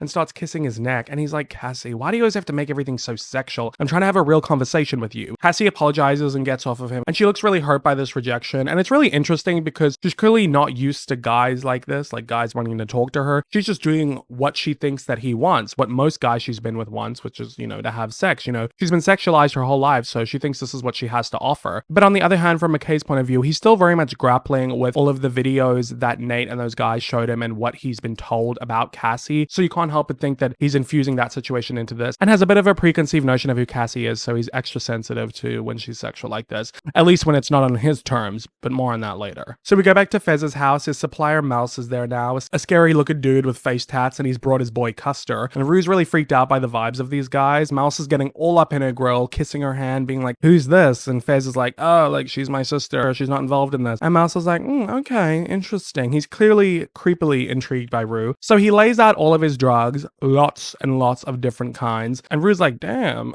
And he asks Fez if he wants some fentanyl, but Fez declines because he says there's been too many ODs and he doesn't want the heat. An ethical drug dealer, we love to see. Obviously, this is very topical even now, but I think this was during the rise of fentanyl being laced in a lot of different drugs and a lot of fentanyl ODs. So Fez wants no part of it, but Mouse isn't too happy about that. So he goes over to Rue asking if she's tried fentanyl. Fez casually tries to get Mouse to back off of Rue, but Mouse is like, oh, you let him talk for you? And he puts some fentanyl on a blade and holds it up to Rue's face. And Fez tries to get him to stop, but Mouse is getting more intense. Shut the fuck up, bitch. Ain't nobody talking to you. It's obviously an intimidation tactic to try and control Fez and manipulate him into buying his fentanyl. And Rue is put in this position where she's terrified and doesn't feel like she can get out of it. Come on, don't be scared. I'm gonna bite you. Try it. So she prays to God, saying, God, I know I've been an asshole to everyone, but please don't let me die. And she takes the fentanyl. Before we see the effects of that, we go back over to Tyler's apartment. He comes in, turns on the light, cracks a beer, and then he hears another beer crack and looks over to the couch where Nate is sitting. And this just goes to show how calculated Nate really is. He's even taken the baseball bat out from under Tyler's bed and all the kitchen knives away so that there's no way that Tyler can defend himself. Tyler tries to get Nate to leave. Obviously, it doesn't work. And he's like, who the hell are you? And Nate's like, I'm the boyfriend of the girl you R-worded at that party on Saturday night. And Tyler's like, what? And he obviously denies this, saying that that girl asked him to sleep with her, but he didn't. And Nate's like, she was blacked out. Do you know how old she is? And Tyler's like, 18. Because he obviously got invited to what he thought was a college party because McKay's in college. But Nate's like, no, she's 17 and you're 22. So not only did you R-word a girl, but you R-worded a minor. Tyler starts tearing up, terrified. I honestly feel bad for the guy. It was a stupid mistake. Like, yes, he probably should have asked Maddy. I mean, she could have lied. Either way, I don't see a way that he could have got out of the situation. Nate's just twisted it into something a lot worse. And he's walking towards Tyler, backing him into a corner, saying, Zendaya hurt you. No.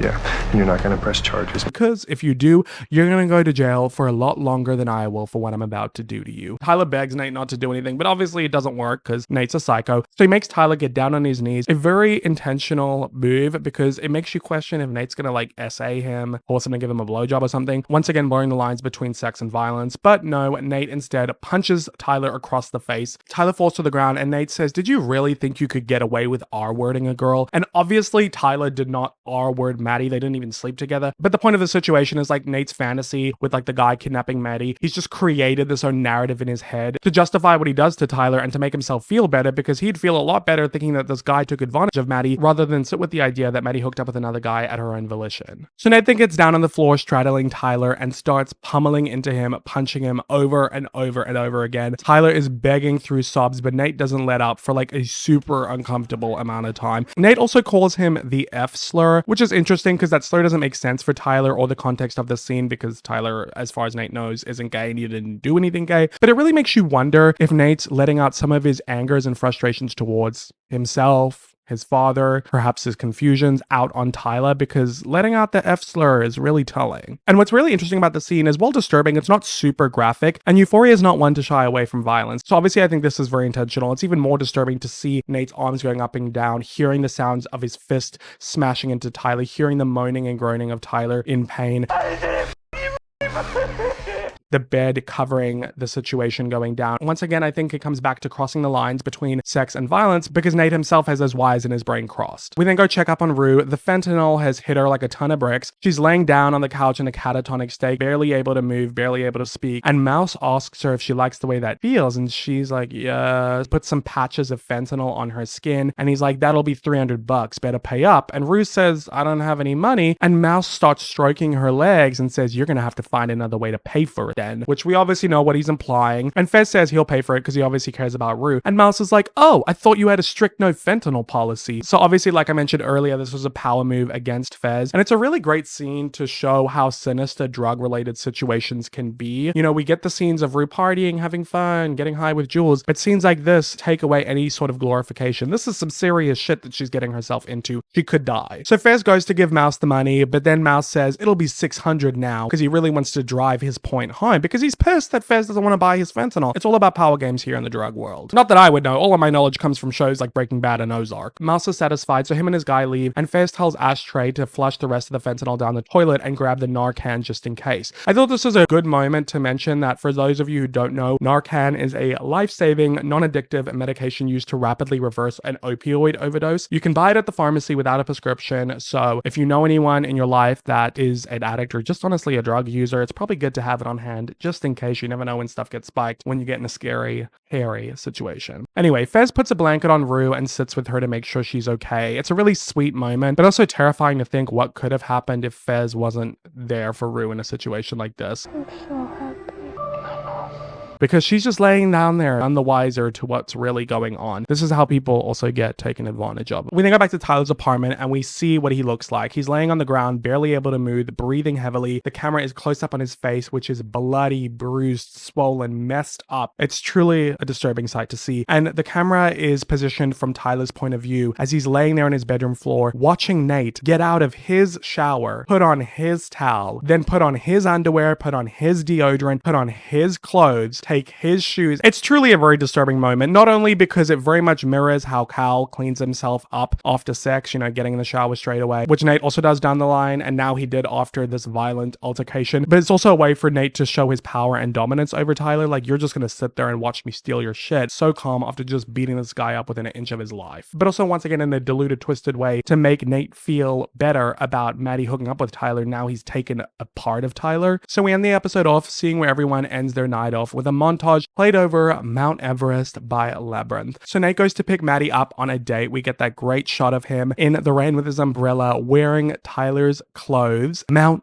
Everest ain't got shit on me, 'cause I'm on top of the world. And all is right in his world. These two are back together in their on and off again relationship. After bowling, the two are making out in the rain in an alleyway, and Nate asks Maddy if it was good when she fucked that guy. And Maddie's like, why? Do you want to know if he had a bigger dick than you? And Nate's like, yeah. And Maddie's like, what if he did? And Nate's like, then I'd fucking kill him. And honestly, I believe he would. And while yes, I mentioned earlier that the gossip cycle is ever so rapidly moving from thing to thing, when it comes to the internet, everything lives on forever. Because we see that night that Kat finds the sex tape, although removed by the initial poster, has now been posted by another account and is recirculating again. And obviously this could be devastating, but the show decides to go in another direction because this video's got a ton of views on the hub, and Kat's reading the comments and people are loving her in the video, finding her hot, saying they want to sleep with her, and she smiles, clearly getting validation from this, which is obviously sick and twisted, but it's an interesting way to depict Kat just wanting to feel desirable. We then go check up on Cassie, who's still reeling from what happened with McKay, but he texts her apologizing, saying that he's just got a lot on his mind with college and whatnot, and he starts sexting her, asking if she's in bed, and this leads to him asking her for nudes, which is interesting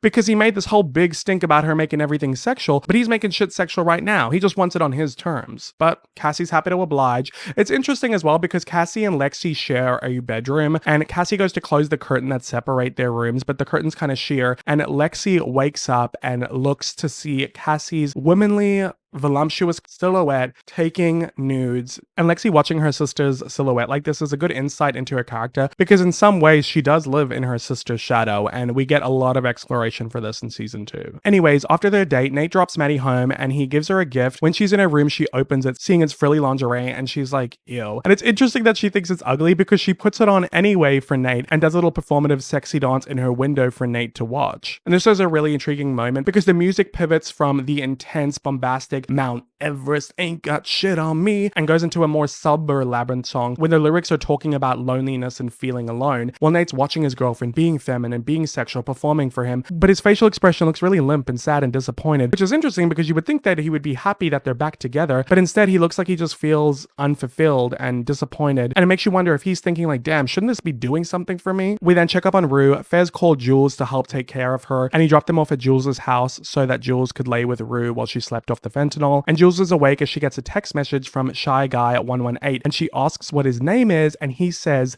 Tyler. And then the camera transitions from Jules's room into Nate's room, and we see that he is texting Jules, pretending to be Shy Guy 118, but also pretending to be Tyler and he's catfishing her. Oh my god, can my girl Jules just catch a break, please? She slept with Carl Jacobs, and now his son Nate Jacobs is catfishing her. It's also interesting how Nate chose to have Tyler's name after wearing his clothes, almost like he's assuming his identity. But also there's a lot to wonder about why Nate's getting involved with Jules. What are his intentions? It's the end of episode 2, and there's already such great mystery and plot points being set up. And I think this episode builds on what episode 1 was setting up. And I think it was a great character study on Nate, while further developing Rue and her story. And we're building a little bit more on characters like Cassie and Kat. Speaking of, let's get into season 1, episode 3 of Euphoria, titled Made You Look. So this episode begins with Kat's backstory. We're told by Rue's narration that she had a pretty good life, but the only amazing thing in her life was this boy Daniel that she liked, who treated her amazingly. However, everything changed when Kat was 11 years old on an 8-day family trip to Jamaica, when she became obsessed with virgin pina coladas. She drank exactly 72 over the trip, and when she got home, she quickly realized after her friends did that she looked a little bit different. We get this really heartbreaking scene of Kat as a child stepping on a scale, seeing that she's gained 20 pounds, crying in the mirror, trying on all of her clothes, none of them fit. And it's really sad seeing a child who's so young already grappling with her body image. But sadly also very relatable. I've struggled with my body image and eating disorders and body dysmorphia my whole life, and I remember as early as 9 years old staring in the mirror, running around my yard, comparing myself to other kids at school. So this stuff can start really young, and of course there's also lots of reasons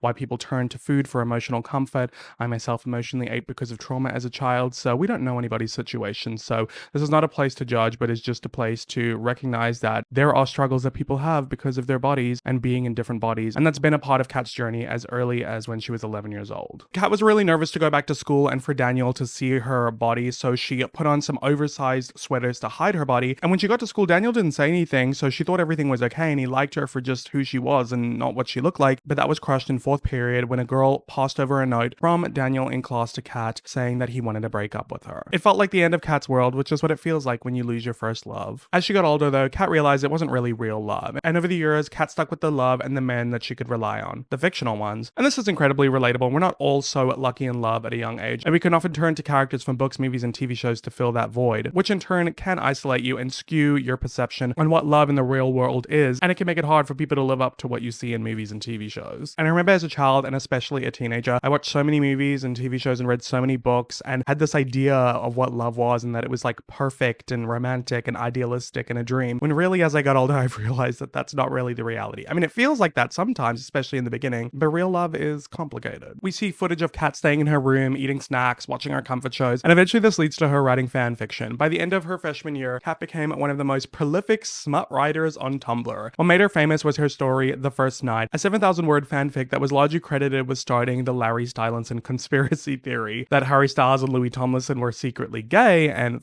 each other. I love that Kat was a Stylinson. I myself never was because I wasn't really that big into One Direction, but I secretly think it's hilarious. So I think this was a fun detail to add in. We also get this animation of this Harry Louis fanfic that is just so not necessary, but is awesome and beautiful and funny to watch. So I love that they included this here. Once again, everyone who works on Euphoria just going that extra mile to make this show special. This online fame and popularity Kat obtained didn't quite translate to the real life though, because people in her high school still fat shamed her and treated her like shit. But her online community is what kept Kat satiated. Kat fantasized about sticking her followers on her peers and causing an outright war on the school, demanding they free their queen. And we see this fantasy Game of Thrones-like scene of Kat's fans protecting her, but then also a Game of Thrones Dothraki kind of army attacking Kat for being a fraud. In present day, Kat's reading the comments on her viral sex tape on the hub, and people in the comments are loving her, desiring her, wanting to be with her. And Kat's feeling strangely empowered by this, so she takes things into her own hands and records a webcam video of herself twerking to post on the hub. And obviously this is murky waters here because this is an underage girl posting this online of herself, which is obviously wrong, so that goes without saying. But I think it's really interesting having Kat's character take her power and sexuality into her own hands and finding validation in something that could have mentally destroyed her. And it's a great subversion of expectations because most shows would not go in this direction. And I think it's definitely boundary pushing, but it's not cookie cutter, and it's an interesting story to tell for Kat's character and a different way to look at body positivity. And I think that it was a risk to do it, and I think it pays off, especially when you look at the overarching arc for Kat this season. I really do like Kat. I will say that she's done really dirty in season 2, but I'll touch on that when we get there. We then get into the main plot of the episode. Rue's at her Narcotics Anonymous meeting, lying about reaching 60 days sober, but in her narration, she said she's not totally lying about being sober, because in that moment, she actually was sober. She was pretty freaked out after the whole fentanyl situation, and she got in a lot of trouble with her mom after disappearing for 16 hours. We flash back to see this take place, and when Rue gets home, her mom confronts her, concerned, demanding she tell her where she's been this whole time. Her mother, however, is not the only person upset with her, because after Rue woke up from the fentanyl situation, Jules broke down and started crying, saying she can't be best friends with somebody who's just gonna get themselves killed. She's been through enough traumatic shit, and she doesn't want to be around Rue if she doesn't stop using drugs. So Rue promises that she will stop, but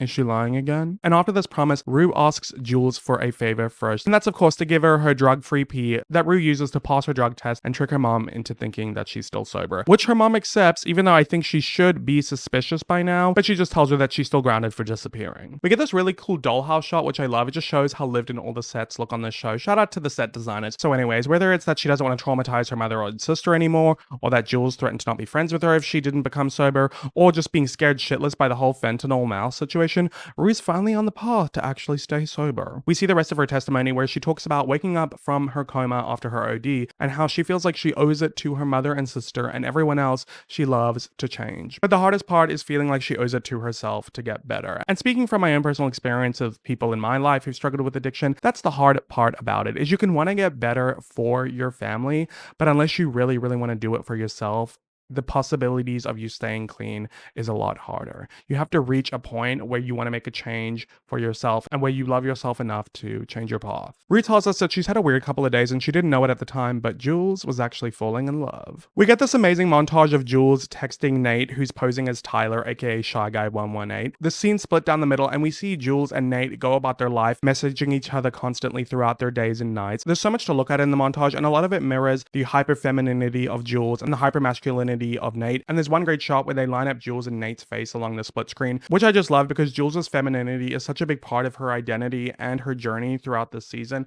as is Nate's masculinity a huge part of his identity and journey this season. Jules is getting all giddy and smiling whenever Shy Guy is messaging her, and he's obviously catfishing her and lying about a lot of things, but one lie that he does say I find quite interesting. When he talks about his familiar life, he says that he just lives with his mom and his dad's a jerk who's not in the picture, which makes you wonder if that's what Nate secretly desires because of his complicated feelings towards his father. In the beginning, Nate's expression is numb and unmoving, but as time goes on throughout the montage, he starts smiling, looking like he's enjoying messaging Jules and getting to know her. And he asks her a lot of questions about her transition and her dreams about being a designer. He compliments her fashion style, all of which do align with his criteria for hyper-feminine women that we heard about in the beginning of the last episode, so clock that. And this all makes you wonder if Nate actually is starting to develop a crush on Jules and is enjoying getting to know her and confiding in her, or if he's trying to manipulate her or gather information about her to use against her. Nate's intentions for lying and catfishing Jules this way are very complicated because it's not as simple as one answer or the other. It's kind of somewhere in between. It's both, really, as we'll see as the show goes on. And these two are texting all the time. Jules is texting Shy Guy 118 in front of Rue. Nate is even being as bold as to text in front of Maddy while still trying to keep it a secret from her. But Maddy's starting to get suspicious. We even see one afternoon when Nate is driving her home from school. She's venting about her parents. He's barely paying attention and she keeps getting distracted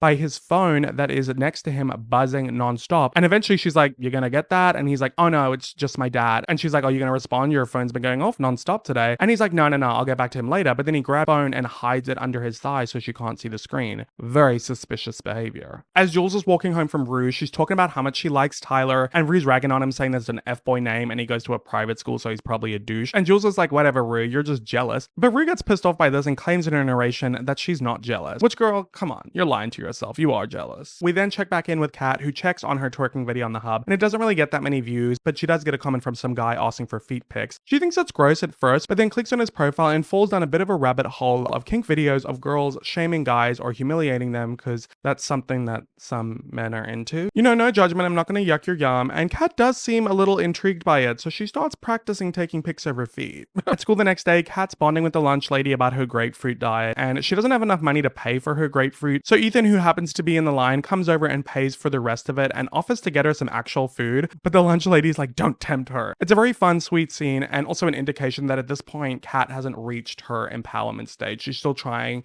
to do the dieting and still wearing the outfits that cover up her body. During lunch, Kat starts getting texts from the guy who messaged her on the hub saying that he loved the foot video she sent him and that he'll pay her for a Skype call. At first she says no, but when he ups his price, she agrees, but he's offering to pay in Bitcoin, which Kat doesn't know anything about, so she ends up going to Ashtray to get advice from him so she can get the money anonymously online. So she's really taking this seriously and is about to start setting up a bit of an operation. And I feel like this is so of the time. I don't know what was in the air during like the 2019 era. I feel like everybody was like, sell your feet pics online, get a sugar daddy, like get a cash pig. Like that was such a thing back in the day, was it not? I mean, it probably still is, but I just remember there was a time when like everyone was like, it's so easy, you gotta do it. And I'm fully gonna admit that I once tried to look into it, but I was terrified. Like the second somebody messaged me on like one of those apps, I chickened out and deleted it. I'm gonna have to make my money the old fashioned way, sitting in front of a camera speaking about a show, hoping that this video gets monetized. JK. But no, really. Earlier that day in the cafeteria, Jules shows Rue a picture of Tyler's dick, saying it's big, but Rue's like, there's no way that you can tell. It's just floating in space. There's nothing to compare it to. And this transitions us into one of Rue's fantasy presentations about dick pics. It's very funny, but as you can imagine, I can't talk about or show any of it to you, so you're just gonna have to go check that out yourself if you want. It doesn't really have any bearing on the plot. Back in the real world at the lunch table, Jules says that she needs Rue's help taking nudes to send Tyler. And she says they need to look classy, but effortless, but like MoMA worthy. This is really funny to me because I've never had a friend ask me to take nudes for them before. Is that just like a common occurrence? But either way, even though she agrees, Rue looks like she wants to crawl out of her skin because obviously she's developing a crush on Jules, so this isn't entirely platonic. And I think Jules knows that Rue likes her, so I feel like this is a little irresponsible, like you might be playing with her feelings. But down the line, we do kind of get an explanation as to why Jules doesn't have very clear platonic versus romantic boundaries. So after school, Rue does the photo shoot for Jules anyway, and she's feeling really awkward taking these photos of Jules in these different positions in her lingerie, but she soldiers on. They also have a really cute moment when Jules finds out that Rue has been clean for 2 weeks. She hugs her, kisses her on the cheek, says how proud she is of her, and it's really, really sweet to see that Rue has someone in her life who knows that she's on this journey, like the real truth about where her sobriety's at. But Rue gets really overwhelmed by all of this affection and sexiness, so she goes to the kitchen to get a glass of water to cool down, but when she's in there, she spots a bunch of pills, like a weird amount. I don't know why they're there. I don't know if Rue's dad is sick. We don't really get an explanation for them, but there's a bunch of pills just out there, and Rue is really early on in her sobriety, so she can't help but give in to the temptation, and she steals some of those pills and tells Jules that she has to leave, and outside before she rides off, she just says fuck it and takes one of the pills. Now there's a couple different reasons as to why Rue might have just flushed her sobriety down the toilet. I feel like I see three main ones. Obviously there is just the temptation of it just being right there that she couldn't pass up. That's one. I think another one is self-sabotage. You know, she's doing so well, she just had that moment with Jules, and now subconsciously she's self-sabotaging, something a lot of people do, you know, especially with addiction. But I think the more likely reason is we know that the reason that Rue started taking drugs in the first place and still does is to numb her feelings, to distract from her feelings and what, you know, uncomfortable feelings. It doesn't always have to be depression or trauma. It could be lots of different things: boredom, anxiousness, uncomfortability. And I think right now with everything going on with her feelings towards Jules, but Jules talking to this other guy, but the lines being kind of blurred with their friendship because they're doing things that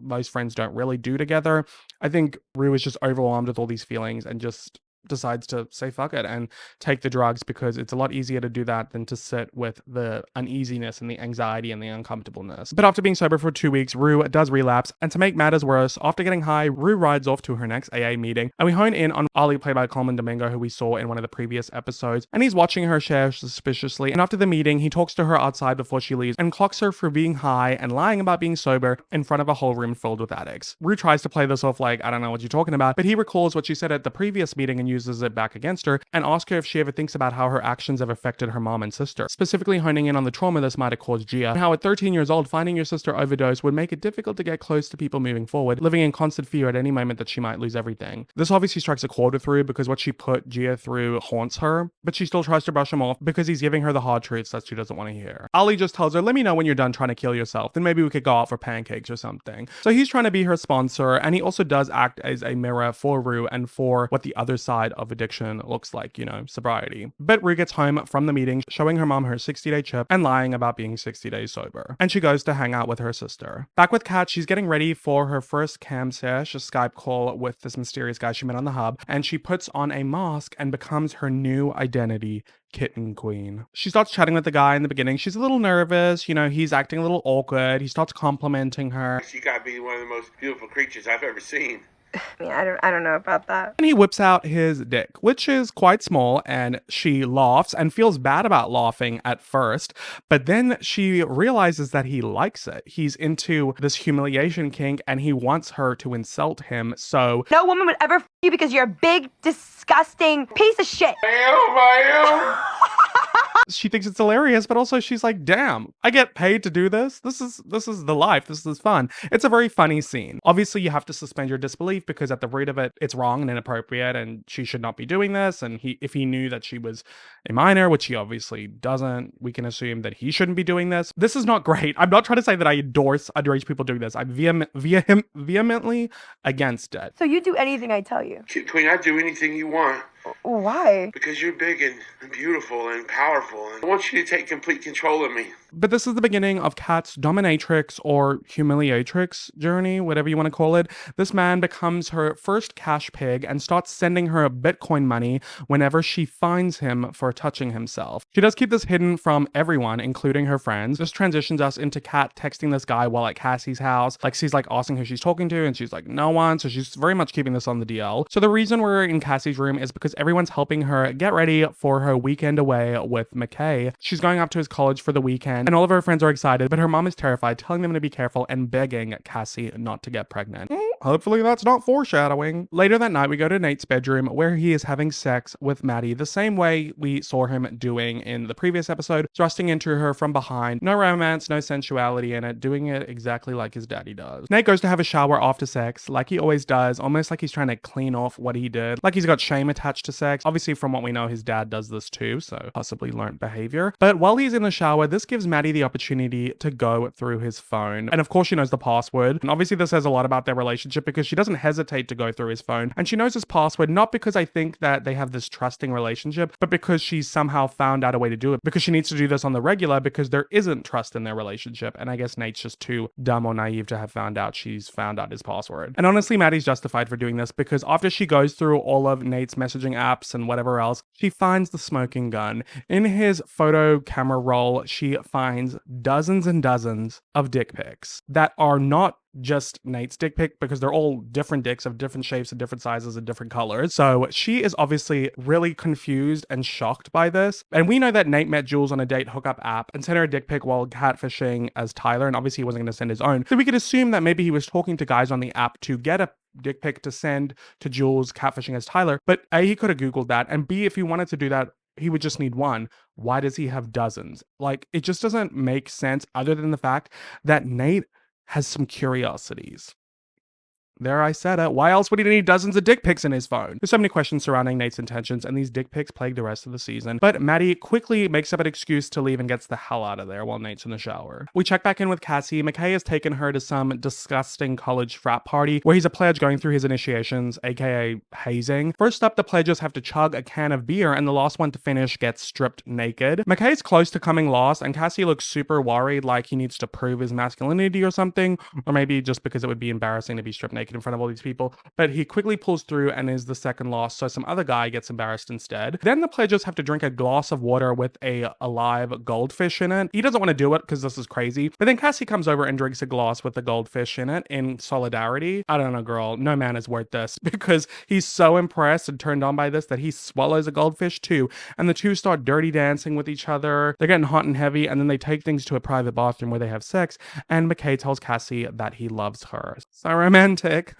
Obviously I could extrapolate a little bit more here, but I don't really have much to say about college or fraternities because they're just not really a thing in Australia where I live. But obviously I think frats are like the pinnacle of toxic masculinity, and that's part of McKay's struggle and journey, is doing things that he doesn't want to do because of the peer pressure of the men around him, because he can't just stand up on his own 2 feet and be the man that he wants to be. Like, grow up hair and grow a backbone. We then go over to Rue. She's hanging out alone in bed, bored, messaging Jules nonstop, asking her to hang out while scrolling through her camera roll, looking at pictures of them together. And through all of this, it's obvious that Rue can't get her mind off of Jules. It's very much those initial feelings of a crush when it's all consuming and it's all you can think about, just waiting for them to respond and wondering if they're ignoring you, if they're not. And Rue just doesn't want to deal with all these negative emotions. Or maybe she's just bored, because then she pops another pill, gets high, and falls asleep. And when she's asleep, that's when Jules texts her back and apologizes for not getting back to her, but she was too busy talking to Tyler all night. To which I say, girl, you were clearly on your phone, then you could have responded to Rue. But I digress. The next day, Kat exchanges her Bitcoin for cash money from Ashtray. Obviously, he takes a 20% fee. He's a businessman. And Kat goes on a shopping spree with Maddy, who's still reeling from her discovery. They have a conversation about sexuality that I'm sure for some who live in a heteronormative world is groundbreaking, but it's a pretty basic discussion. Maddy asks Kat if she thinks people are 100% gay or 100% straight, and Kat's like, well, no, obviously there's bi people, pan people, asexual people. Sexuality is like a spectrum, you know?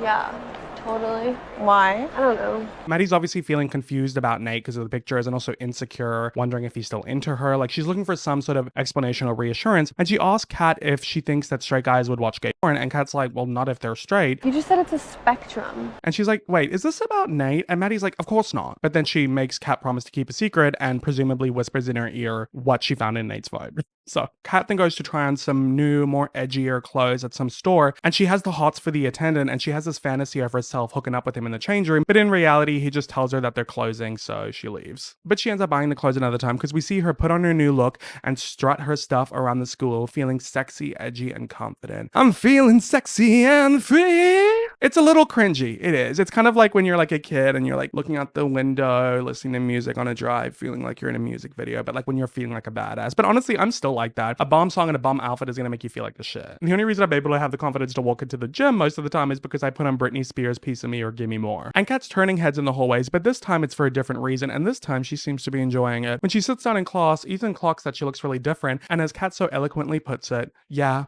I changed. it's very teenager core to think that you could just change your style and your vibe and feel like you can rebrand yourself and that you can become a totally different person overnight. And obviously it's not as simple as that, but the power of a makeover do be strong, and experimenting with your style is a huge part of growing up. And also for Kat, with her feelings towards her body and now feeling more empowered, she's able to wear more daring, risky, bold outfits, and she's no longer hiding in her clothes, but she's expressing herself with them. So I love this journey that she's going on, minus the whole cam thing. Still at school, Jules then sits down with Rue and says that she's the best softcore photographer out there because now Tyler wants to meet up with her. Jules is really excited, but Rue's really worried about her safety because Tyler, aka Shy Guy 118, aka Nate, wants to meet her at night alone, secluded by the lake after the carnival that's coming up. And Rue's like, you should meet him in a public place like the carnival around other people just to be safe. But Jules says they can't do that because he's a jock and his mom is super conservative. But Rue's like, I don't care, it's not safe. And it's definitely a twofold situation here because Rue's obviously concerned for Jules' safety, but I think she's also a little bit jealous. There's a bit more back and forth until Jules gets really upset and is like, Rue, this is the difference between you and me. I don't always get to have the privilege of meeting people in front of a fucking audience. People here know I'm trans, which is obviously a huge struggle of young queer people. You're often dating people who are in the closet or who want to keep you a secret. It's sad, and often people will go along with it because they're really craving that love and connection that they deserve. But obviously this isn't the right way. You should never have to hide who you are because of somebody else. But oftentimes people don't feel like they have another choice, especially in like small towns and whatnot. Rue cuts Jules off though because she obviously knows this about her already, but she holds firm that it's still unsafe. And Jules just can't see past this, feeling really upset because she just wanted Rue to be happy for her. And I really do feel for Jules because obviously I know that it's a struggle for her to date and whatnot. But I also feel for Rue because I do feel like she is genuinely worried about her. This is a risky situation. And Jules has a different mindset because she's putting herself in risky situations a lot. She's used to it. But for Rue, this is terrifying. It's someone she loves and cares about putting themselves in a potentially dangerous situation, and she's just looking out for her. Rue's really eaten up inside all day, anxious about Jules being mad at her, and on top of that, Jules ditches school and doesn't respond to any of Rue's texts. And along with Rue's anxiety, she's clearly also got an anxious attachment style, and that's most prevalent with her friendship with Jules. There's this great moment of her trying to text Jules, I love you, but then backspacing and doing it in 3 different ways and then stopping, and she's just so anxious she can't even send it a text. A very relatable feeling. Finally, she just shows up to Jules's house to speak to her in person, and you can feel Rue's anxiety building in this scene as she's holding back tears and speaking in a shaky voice. I don't want anything bad to happen to you. You know, you just can't be mad at me for wanting you to be okay. But neither of them want to fight, and it ends up being a sweet moment because even though Rue is crying, Jules hugs hugs her and comforts her, which makes Rue feel like she can let out her tears even more, feeling safe in her emotions. And Jules pulls back and rests her head against Rue's head and is being very affectionate and tells her that she loves her. And Rue says that she loves her too and misreads the situation, which would be easy to do. There's a lot of physical affection here, lines being crossed, which we'll explain in the next episode. And she ends up kissing Jules, which Jules pulls back from, ultimately rejecting Rue, which completely devastates her. And Rue just picks her shit up and leaves. And she ends up going over to Vezco's house, asking for drugs because she obviously wants to distract herself from what just happened and just numb everything that she's feeling. Vez opens the door but not the gate and tells Rue not today. He's obviously spooked because of the whole like fentanyl situation and actually hasn't sold her drugs since leaving rehab. That's only been Ashtray, but now he's being a lot more firm about it. And she's not having it, but he tells her, Rue, I'm not going to help you kill yourself. You can't come over here anymore. And he closes the door in her face and Rue stands on the other side of it and completely crashes out. She starts attacking Fez, saying he's just some dropout drug dealer who sells drugs with 7 brain cells. She curses at him. She's getting more increasingly desperate and says, are you doing this because you care about me? If you gave a shit about me, you wouldn't have sold me the drugs in the first place, but you did. It's really heartbreaking for Fez, who cares about Rue, and obviously this strikes a chord. He feels guilty, but also for Rue that she's reached this state. At this point, she's no longer screaming, she's sobbing. You did this to me! You fucking ruined my life! The least you could do is open the goddamn door and fix it! If you don't open this door right now, I swear to God, I will hate you till the day I die. I'm sorry. You fucking did this to me! It's just heartbreaking. It's an amazing performance by Zendaya. She's totally deserving the Emmys that she won for her performance in Euphoria, because this scene alone is just so gut-wrenching. And it's a prime example of where addicts can get to when they can't get their fix or can't get the drugs that they feel like they need to deal with their mental health or whatever situation that they're going through. We saw a hint of this when Rue bit off Lexi's head in the bathroom in the beginning of the last episode, but here we see her completely reach boiling point and completely trash somebody that she loves and cares about because she's reaching this dark, mean place, which is where addiction can take you. It can make you hurt the people you love, make you say things, do things out of desperation for drugs. Eventually, though, Rue leaves and we get this tracking shot pulling away from her alone on the street as she calls Ali and asks if he still wants to go for those pancakes. So she's finally ready to talk to a potential sponsor for NA. This whole sequence was just done so well. I think the way they handled Rue trying to be sober and her relapse in this episode was phenomenal. And I just really appreciate the way they did it. And I think Zendaya's acting was amazing. When it comes to Kat's backstory and character evolution, like I said, very boundary pushing, definitely subverts our expectations in this kind of situation. And also a lot of intriguing stuff about Jules and the crossing of boundaries and lines between platonic and romantic relationships.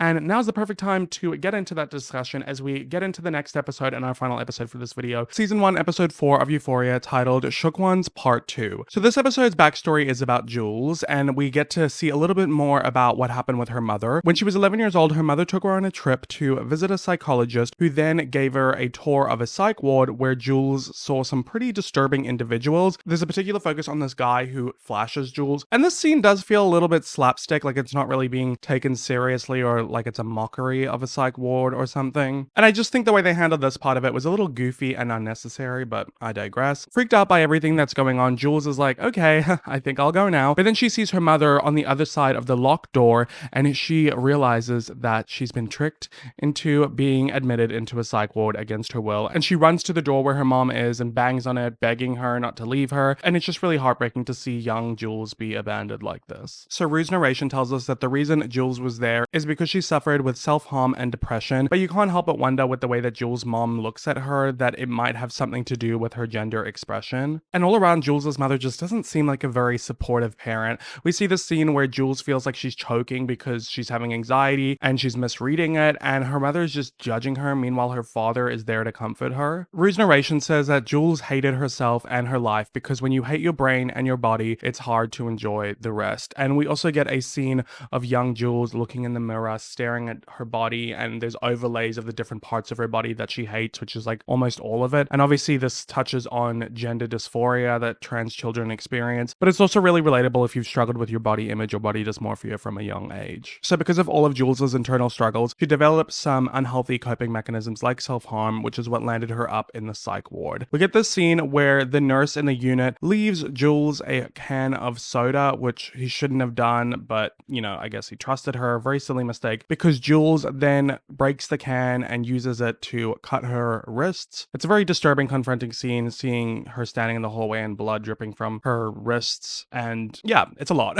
But I think obviously it's also just to show the extent in which Jules was struggling with self-harm. But you know, this is real. There are people who struggle with self-harm because they are in so much mental pain that the physical pain helps give them somewhat of a relief from that. Jules eventually got better and left the psych ward and came home. However, her mom's pill addiction got a lot worse, so she left and her dad was her sole caregiver, and there's a lot of emphasis on how sweet Jules's relationship is with her dad's. But when it comes to her mom, the show is a bit vague about her, but you do get more insight in Jules's special episode, which I'll touch on at the end of the next video. By 13 years old, Jules had started her transition, and by 16, according to Rue's narration, which is obviously from Jules's perspective, Jules became a little slutty and started meeting with men that she met online. I will say that I wish Jules's father was a little bit more protective and aware of, you know, where she's going late at night, what's she doing on that goddamn phone. Like, obviously I know there's only so much that a parent can be aware of, but you only have the one kid and she's out there hooking up with all these men and just easily able to get away with it. And we don't really get much insight into Jules's father, but all I can guess is that maybe he doesn't want to be too controlling or overbearing with Jules because of the trauma that she has around her mother trying to like control who she is, you know? Anyways, we get a montage of Jules meeting up with men who are of a very similar ilk, cis, white, married or engaged or in a long-term relationship, and always straight according to them. There's this one moment when this guy asks Jules if she tops and she's like, no. And he's like, oh, good, because I'm like totally not into that. Obviously, it's implied that all of these guys are closeted but like to think that they're straight, but they're meeting Jules on a gay dating app and then asking her if she'll do something with her anatomy that cisgendered women don't have. So in order for them to experiment with their sexuality without actually fully having sex with a man, because you know that would be gay, they kind of dip their toes in the queer pool by hooking up with Jules instead, because she's still really hyper feminine, but you know she still has the anatomy of the men that they want to be with, but they don't just go ahead and do that, so instead they're with her. So it's kind of murky waters here with these guys and their sexuality, and Jules is probably being fetishized by a lot of them too. But we learn a lot more later on in this season and in her special episode why Jules has these hookups with men. It's to affirm her own gender identity and sexuality and femininity,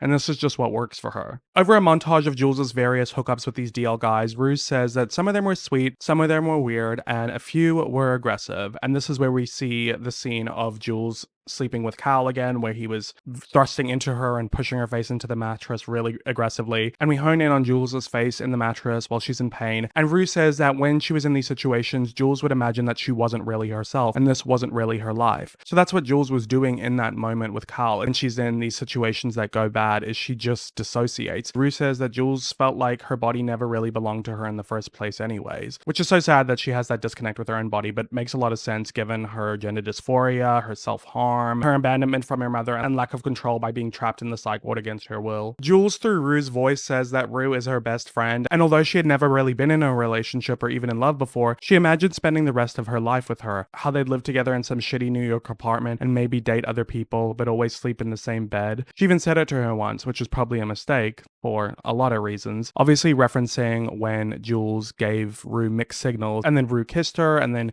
this is obviously showing Jules's anxiety about how that situation went down. And it's clear that with everything Jules has gone through with all these hookups is that she's never really experienced love and connection and intimacy with somebody who also desired her sexually. So in her mind, she was just having this intimate friendship with Rue, not expecting anything else to come out of it. And then when it starts to turn romantic or maybe even sexual, she's surprised, especially because she's only used to being with men because she feels like that's what affirms her femininity the most. But now everything's complicated with the situation with Rue, and also because Jules is still talking to Tyler and things are developing further, and she hasn't admitted it to Rue, but she thinks she's falling in love with Tyler. We then check up with Rue. She obviously ended off the last episode in a pretty dark place, and she's met up with Ali at a diner for some pancakes and some chats, and she's talking about how she's not really passionate about anything, and when she tells people that, they think it's sad, but she thinks that's just the case for most people. They're fucked in laws too, they just have a reason to mask it. They're just trying to make life seem meaningful, but to her, she wonders what's the point. It's a very nihilistic point of view to have, which often people with mental health issues can be a bit nihilistic, which is basically just the psychological viewpoint that existence, life, and the universe are inherently without objective meaning, purpose, or intrinsic value. But it's really funny because Ollie just stops her and is like, Rue, I don't give a shit. Drug addicts only reach out if they have no other option to get their fix. So tell me, what happened? So Rue reluctantly tells him about what happened with Jules and the kiss and how she feels like she's ruined the best thing that's happened to her for a while. And Ollie relates Rue's feelings about Jules to how she feels about drugs. The obsession, the feelings, the withdrawals. And Rue is is like, but my feelings towards Jules are a good thing, right? And Ollie retorts her with, well, didn't you feel like drugs were good when you tried them for the first time? He's clearly drawing the connection between Rue being dependent on drugs and now becoming dependent on Jules, which is often what addicts do in recovery. It's why they say at NA and AA that while you're initially sober, you should not be getting into a relationship, because when someone's early on in sobriety, they may unconsciously shift that dependency that they had on drugs onto a person who makes them feel safe and regulated, especially a new relationship. And often addicts or people with trauma can have insecure attachment styles, which Rue obviously does. So now she's attaching so much of her feelings to Jules, which is not a great thing, because if something goes wrong, she's just going to want to go back to drugs, which is exactly what happened in the last episode. And this also links back to why Rue staying sober for Jules will never work, because you'll stay sober for her when things are going well, but then when they're not, you're going to relapse. So you need to become sober for yourself. I know I've been talking a lot about addiction. I'm definitely no expert, but I have addicts in my family. An immediate family member, one of my parents, is an addict. I myself have struggled with my own substance abuse issues and done lots of therapy and help for it. I'm good now, but I have dabbled and touched my toes in it and done a lot of research in it, because addiction is also hereditary. So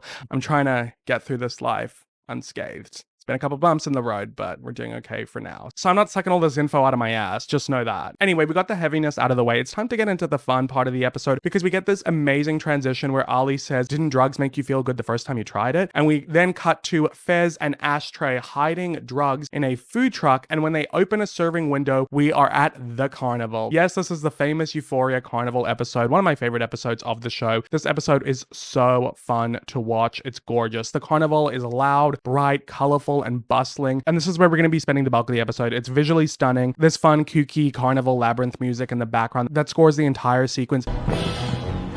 And the way that we transition from character to character and storyline to storyline is so seamless and fun. And the tension continues to build and build and build. The sequence is just phenomenal. So we start off seeing Fez dealing to people. We see Rue playing carnival games with her sister. Jules is on the Ferris wheel with Kat. And Maddy and Nate are already arguing. They're on the phone bickering about how they can't find each other, but then they end up being near the same Ferris wheel. Their communication is so bad they just can't even get through simple things like this. When Nate finally finds Maddy, he flips his shit at her outfit and asks why she's dressed like a hooker, an incredibly rude comment. Now, Maddy is wearing quite a daring two-piece set from I'm Gia that's showing a lot of skin. She looks fab, but she is doing a lot for a family carnival. Maddy's like, what's your problem? What's the big deal? Even though I think she does know what the problem is. I think she was probably trying to get a rise out of him with his outfit. But you know, that's what they do in their relationship. It's always a push and pull. But it isn't going well for her, because Nate's really on edge, and he tells her that his parents already don't like her, which is just so unnecessary to tell her. Now, don't get me wrong, I am a firm believer in boyfriends not telling their girlfriends what to wear or trying to control their outfits or this or that, but I don't really think that that is what this situation is, because Maddy wears daring outfits that show skin around Nate all the time, and he has no problem with it. But because his family is there and they're really conservative, Nate tells her to go home and get dressed because his parents are there for the chili cook-off. We follow Nate back to his family's chili stand, and his brother's giving him shit, asking if they broke up again, and Carl's like, she's just a distraction if you ask me. So they already saw her outfit, so what's the big deal about her having to go home and change it? Also, Carl, you're one to talk about distractions with everything you're doing in the motel rooms. What a hypocrite. Jules spots Rue and ditches Kat while in line for a ride, so Kat ends up going on the ride alone, but then that Ethan guy who's been crushing on her conveniently shows up on the ride next to her, and they start hanging out for the rest of the night, which is quite cute. When Jules goes over to Rue, she's all excited, and we get a slow-mo shot of both of them looking at each other, very much indicating the heaviness of this interaction, considering the last time they saw each other was quite a heavy moment with the kiss and the rejection. But despite this, Jules runs over to Rue, embracing her, acting like nothing happened, saying she missed her, but Rue's clearly feeling a little bit awkward. Gia even says to Lexi from behind them that she thinks her sister's in love with Jules, so other people are starting to clock it. After Jules and Rue confirm neither is mad at each other, Jules says that the kiss wasn't weird, and they agree to pretend it didn't even happen. We don't have to talk about it. Talk about what? Nothing. Right. It's a really simple moment, and they amend things really quickly, which I love, because Rue was catastrophizing things so much, thinking it was awful and she'd completely ruined what they had. But you know what? That's exactly what anxiety does. It makes you always think about the worst case scenario. Gia tells Lexi she's gonna go catch up with some friends, and she leaves, and Lexi's left there standing awkwardly as Rue's now preoccupied with Jules and Gia's gone, so she's just like going on her phone. And I feel really bad for Lexi. It's so relatable when you're like kind of socially awkward and you have trouble making friends and you're just alone, so you just like go on your phone to like have something to do with your hands. Oh, justice for Lexi. I feel so bad for her this season. I feel like everyone just ignores her. We then go check in with Lexi's sister Cassie, and she's with McKay, who is now her boyfriend. They go over to the Jacobs chili stand where Carl gives McKay shit for not being on the football team, saying he's not pushing himself hard enough. Meanwhile, Nate's prying on what's up with him and Cassie and asks if they're in a relationship now or something, but McKay brushes it off and is like, nah man, we're just chilling, which obviously hurts Cassie's feelings, so she ends up walking away after another one of Cal's speeches about how football is life and it teaches you focus and discipline and blah, blah, blah, blah, blah. It's a bunch of fake macho bullshit. About who you want to become in the world. But it is kind of a great moment because you're getting to see Cal put on his performance about being this tough guy and the father and this mask of hypermasculinity that he shows the world, which very much contrasts the other side of him that we see in the motel rooms, and interestingly enough, one that we'll see in the next episode. So keep this scene in the back of your mind. So McKay runs over to Cassie, who's really upset about him saying we're just chilling, and he's like, it's just a figure of speech, and tries to gaslight her into thinking it's not a big deal. And she's like, it is a big deal. It's really not. You literally just told me that you loved me. And he's like, well, I just didn't want to say it to Nate because he was just going to talk shit. And if that's the case, McKay, then why even be friends with Nate? You don't even have the excuse of still being in school with him now that you're in college. And he's talking shit about your girlfriend, so just cut him loose. But this obviously speaks to how a lot of guys will tolerate being friends with assholes, which in return makes you an asshole because you're complicit, a bystander, and you're also the sum of the 5 closest people you surround yourself with. Cassie questions what shit Nate would talk about her, and McKay gets pissed off at her for feigning ignorance and says, It's not like it's that big of a fucking secret, Cassie. Which is really mean to like place that onus on her. Like, you don't know the story behind the leaked sex tapes or nudes, and also it's very victim blamey, but we'll get into that more when we get into Cassie's backstory. McKay just says maybe we should just call it a night, and he just leaves her there at the carnival. Like, what an asshole. And I feel really bad for Cassie that this reputation she has come back to haunt her. And instead of just going off of how she is in their relationship, McKay has let all of his preconceived notions about Cassie affect their relationship. Maddy then buys a ticket to buy some Molly from Fez, and she finds Cassie sitting alone crying and asks if she wants to get high with her. So they go get their Molly from Ashtray, who's selling it with Pretzel, and they both bond over how their boyfriends are both being assholes and their shared love for going through their boyfriends' phones. I've never not gone through someone's phone. Bitch, you're my soulmate. And it's really fun that we get some good Maddy and Cassie scenes together in this episode because I find their dynamic really funny. Maddy then makes Cassie promise to keep a secret like she made Kat promise too, and presumably whispers in her ear what she found on Nate's phone. But we don't see her reaction because instead we go over to Jules, who's with Rue, spots Cal at the chili stand and tells Rue that's the guy she hooked up with at the motel. And Rue's like, what? There's no way. That's Carl Jacobs, Nate Jacobs' dad. And Jules is shook by this because what are the odds that the guy who harassed her at that party the other week is the son of the guy that she hooked up with on the same night? Small world, right? Rue is saying that Jules is full of shit and is really struggling to believe her because of this facade that Carl puts on in his reputation as a family man and a businessman who owns half this town with his real estate development business. But Jules is like, fine, you don't believe me, I'll prove it to you. So she walks over to Cal's stand and asks for some chili. Cal is gobsmacked to see her, and you can tell how exposed he feels instantly. The mask is dropped, and Nate's behind him watching Jules in this whole situation with a very knowing look. He's scared shitless because his family's all around him, and here's somebody who he just hooked up with. He feels so exposed, and it's a really tense moment. He's shaking so nervously that he ends up spilling the chili. Jules then looks back at Rue to be like, see,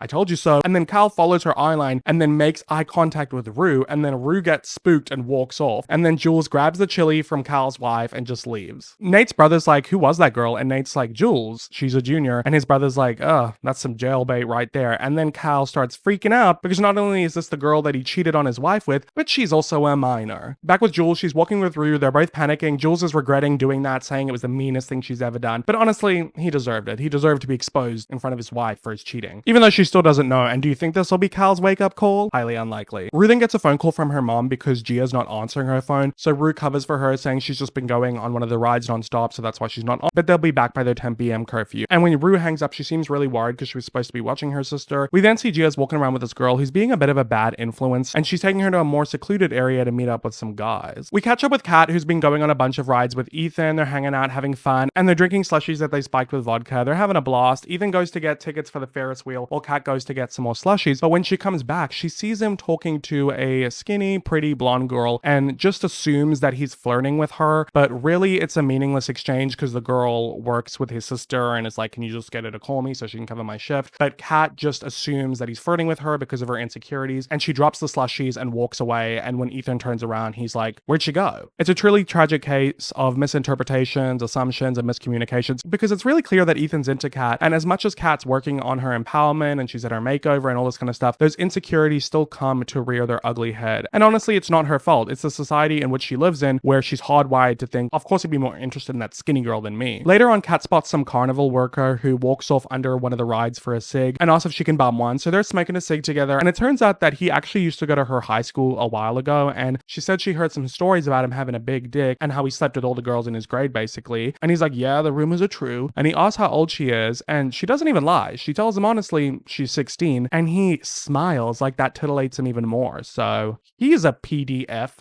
file. And he even acts on it because he ends up having sex with Kat, and it's really disgusting. Kat looks so impressed when he whips it out, and she's just staring up at him smiling as he's thrusting into her. And when he finishes and after they get dressed, he asks if he made her come, and she says no and just walks off smiling. And it's supposed to be played off like this moment that Kat feels really empowered by this, by getting to conquer sleeping with one of the most popular guys who used to go to her school. When really it's like, girl, you were just statutory R-worded. And at this point, if you haven't already, you're definitely starting to question this empowerment journey Kat's going on, because there's this guy who's not overly sexualizing her and likes her for who she is. And instead of communicating with him, she let her insecurities get the better of her and go back to the easy, quick way of feeling empowered, which is to be objectified and sexualized, because at least that way, you know, she feels desired and it validates her insecurities. I don't know. It's a very complicated empowerment journey that Kat goes on. There's a lot of gray areas, but this time in this episode, it's definitely a big mess. I feel bad for her, even though she doesn't feel bad for herself. We then check back in with Maddy and Cassie, who at this point in the night are as high as kites. They're in one of those funky haunted houses or whatever, where they're in a room of mirrors and they're feeling their oats and hyping each other up. Maddy says, honestly, fuck that whole family, because right now I'm looking at 1,000 versions of myself. Not only do I look good, I fucking feel good. Too bitch. So if they've got something to say, then they should just say it to my face, right? And Cassie eggs her on and says, or you could just say it to their fucking face. That's what I would do. I feel like this is a turning point. Totally. We should just pick the hottest, most confident, bad bitch versions of ourselves and be that for the rest of the school year. And I don't know why, I just always love this scene and Maddy and Cassie's storyline in this episode. Obviously they're high, so you know, they're feeling their oats and whatever. But there's something just so relatable and funny about when you're with your bestie and you're on one and you're young and drunk and you're just feeling yourselves and feeding each other's delusions. Cassie's high ends up not going too well because later on she finds some guy, Daniel, who's got the hots for her and asks him if he wants to ride the carousel with her. She's either trying to get back at McKay or I guess just look for some validation, but unfortunately this whole situation doesn't exactly support her reputation. She ends up riding the carousel a little too enthusiastically and she starts making out with Daniel and then grinding against the pole of the carousel horse while moaning, "Ma'am, this is a family event. There are children present." Eventually, from all her rub-dub-dubbing, Cassie ends up climaxing and having an orgasm against the pole of the horse on the carousel, and she snaps out of it and looks around at everyone staring at her. There's a bunch of creepy men who are like really into it, a bunch of children who are horrified, and a bunch of women that are like, girl, what the fuck? This storyline for Cassie just turned out to be crazy, and she just ends up spending the rest of the night crying because she's devastated about how she embarrassed herself and how this kind of fed into her insecurities around her reputation and what McKay said earlier about it not being a secret, and now all these strangers got to see it. So not a great night for Cassie. So we cut to the Jacobs family winning the chili cook-off, and Cal is putting on his macho man performance, and then Nate spots Maddy in the crowd looking pissed, and everyone starts staring at her as she's slow clapping, and she walks over to the Jacobs family and says, yeah, I'm not supposed to be here right now because I'm dressed like a hooker and none of you like me, but I just wanted to say congratulations. Nate tells her to just leave, but instead she knocks over their giant chili bucket, and when Nate's mother asks what her problem is, she calls her the C word. I'm sorry, I know this is crazy, but my initial reaction is just to think that this is a serve because I love Maddy and I hate the Jacobs family, and this is just such a motherquake of a scene. But obviously, logically, this is an insane thing for Maddy to do, and it's really not going to help her case with getting his family to like her. Not that I think she should care about that because they're pretty messed up and she shouldn't want to be with that family or with Nate. But anyway, Nate grabs Maddy's arm and drags her off. After looking for Gia for a while with no success, Rue and Jules decide to split up to cover more ground to find her. Later, Rue finds Gia's friend, who seems super out of it, like she's drunk or high, and she has no idea where Gia is, which only concerns Rue even more. And look, maybe it's just because I know the outcome, but I find this Rue and Jules looking for Gia storyline so boring. And normally Rue has one of the best storylines in the episodes, but in this one, she kind of has one of the worst. Back with Maddy, Nate is dragging her by the arm somewhere private while freaking out over what she just did, but Maddy's laughing hysterically because she's high, but also because she wanted to get a rise out of him. But then things go south when she tells Nate that he's overreacting, and he takes her in a dark alley between two trucks and slams her against one of them, choking her. Now, there's obviously been signs of emotional abuse before and that their relationship is quite toxic, but this is the first time that we've seen Nate be physically abusive to Maddy. You're fucking dead to me. And it's really confronting, and I'm glad that the show's not shying away from this, because many men with unresolved anger issues can get to this point and snap and become violent. And obviously it goes without saying, but I'll say it anyway. Even though what Maddy did was crazy and Nate has every right to be upset, it in no way justifies him laying a hand on her. There's never an excuse to get physical with your partner, unless of course it's like self-defense. Nate tells Maddy that she's dead to him and that he hates her, and he lets go of her and walks off, but Maddy stops him in his tracks saying, "I do have one question for you though," and she smirks, and he's like, "What's that?" But before we see what it is, we check in with Cal as he's cleaning up the spilt chili, and he tells his family he's just going to go to the bathroom, and the camera cuts between him and Jules and Rue, so it very much seems like he's coming after them, and it's a very great moment, building up a lot of tension as the fireworks start going off, just as we're cutting between Cal and Rue and Jules, and it's just a really fun way of increasing the tension. Eventually, he spots Jules and starts following her. We check back in with Maddy after she's spoken to Nate about the dick pics in his phone, and he tells her it's not what it looks like, but when he's asked to elaborate, just says that it's complicated. He can barely look at Maddy, and he's being really vague and can't quite think of a lie to talk himself out of this one, so he just says he's going through a lot of shit right now and says he needs her to promise not to tell anyone. Obviously, we know that she's already told Kat and Cassie, but Maddie's being a sweetie pie and swears on her life she won't tell anyone, and she's not even being judgmental, even though most people would. And Nate apologizes for being so angry before, which maybe he is, or maybe it's a trap so that she'll keep his dick pic secret. But Maddy walks over to him and they hug, and he says that he loves her, so it seems like she's forgiven him. And obviously this is really sad and something that happens a lot in relationships when they're first starting to get abusive, and the man hurts the woman and then apologizes and says he'll never do it again, and then she believes him and stays because she loves him, and then it keeps happening, and it's a cycle of abuse that people get stuck in for many reasons. At the same time that is true, and in no ways to disregard what Nate did to Maddy, you can't help but feel like kind of bad for him. He's really having a rare moment of vulnerability. I got a lot of shit going on right now, and I'm really confused. I just don't know what to do. And it's really interesting to see the mask slip and for him to show this side to Maddy, and you can just really tell how much he's struggling internally. Rue eventually finds Gia outside the festival getting stoned with a group of guys, including Guess Who, Creepy Twin 1 and 2. She tells Gia to get up and go with her, but the Creepy Twins are like, "What, now that you clean, you think you could tell her what to do?" And Gia laughs at their jokes and is calling Rue mom and is like, "What's your problem, mom?" And this is obviously a tough spot for Rue to be in, because it's kind of hard for her to tell of her sister for getting stoned given her history, which is just, the sad reality. People don't like to be told off about using drugs and alcohol from people who are addicted to drugs and alcohol. And this obviously puts Rue in a tough position because she doesn't want to be a hypocrite, but she's also trying to look out for her sister because these guys are being absolute sleazebags. One of the Creepy Twins asks Rue if she became such a bitch over she OD'd and almost died, and this snaps Gia out of the fun because they're being rude to her sister, so she gets up and leaves with Rue, who's not even mad at her, she was just worried about her. So you can see what I mean about the storyline kind of falling flat, but it does have a bigger message. Back with Jules, she's sitting outside the carnival chilling when she gets a text from Rue saying that she found Gia, so she's happy about that, but Cal then walks up from behind her, and she's a little frightened at first, clearly unsure if he's like there to hurt her or something, but he ends up kind of groveling at her feet and says,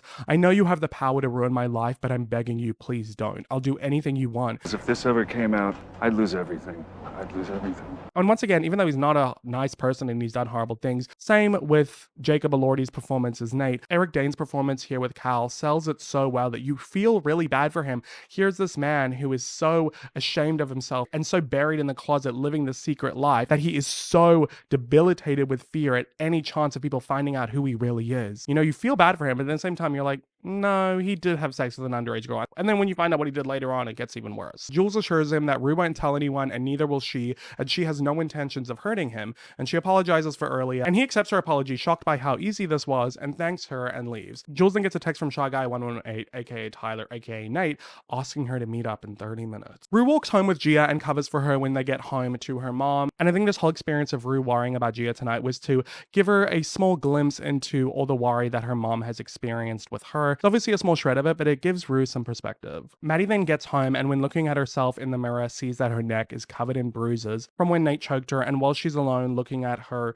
reflection and the bruises in the mirror, that's when she finally allows herself to cry, realizing how shitty this situation was, and there will be a big fallout from this in the next episode. Know that. Hal then gets home and goes straight up to his office, locking the door behind him, and goes through his drawer with all of his tapes and counts them, realizing one of them is missing. So it's later revealed that this is a tape that Cal recorded of of his sexual encounter with Jules back in the first episode against her consent without her knowledge, which is obviously wrong, and why I said earlier, for one of the many reasons that I don't feel bad for him, is he's filming these tapes against people's will on top of cheating on his wife. But now that he's found out that Jules is a minor, he obviously wants to get rid of this tape because this is CP, which is obviously illegal and you can get arrested for this. But now Nate has gone and stolen the tape. Obviously Kyle doesn't have confirmation of this, but we find this out later in the season. We then get this truly sinister shot of Jules riding her bike through the orchids at night to go meet up with Tyler. There's this creepy music playing in the background, which very much reminds me of the other time she was riding her bike towards an event where she didn't know something horrible was going to happen. Back in the pilot, when she was riding to McKay's party where Nate would have harassed her. And now she's riding towards this meeting with who she thinks is Tyler, but is actually Nate. And also riding through these orchids as it's cold and foreboding reminds me when she was riding her bike through them with Jules in episode 2, where everything was warm and happy and she was with somebody who she actually loved and cared about. So Jules waits on a picnic table for Tyler to arrive.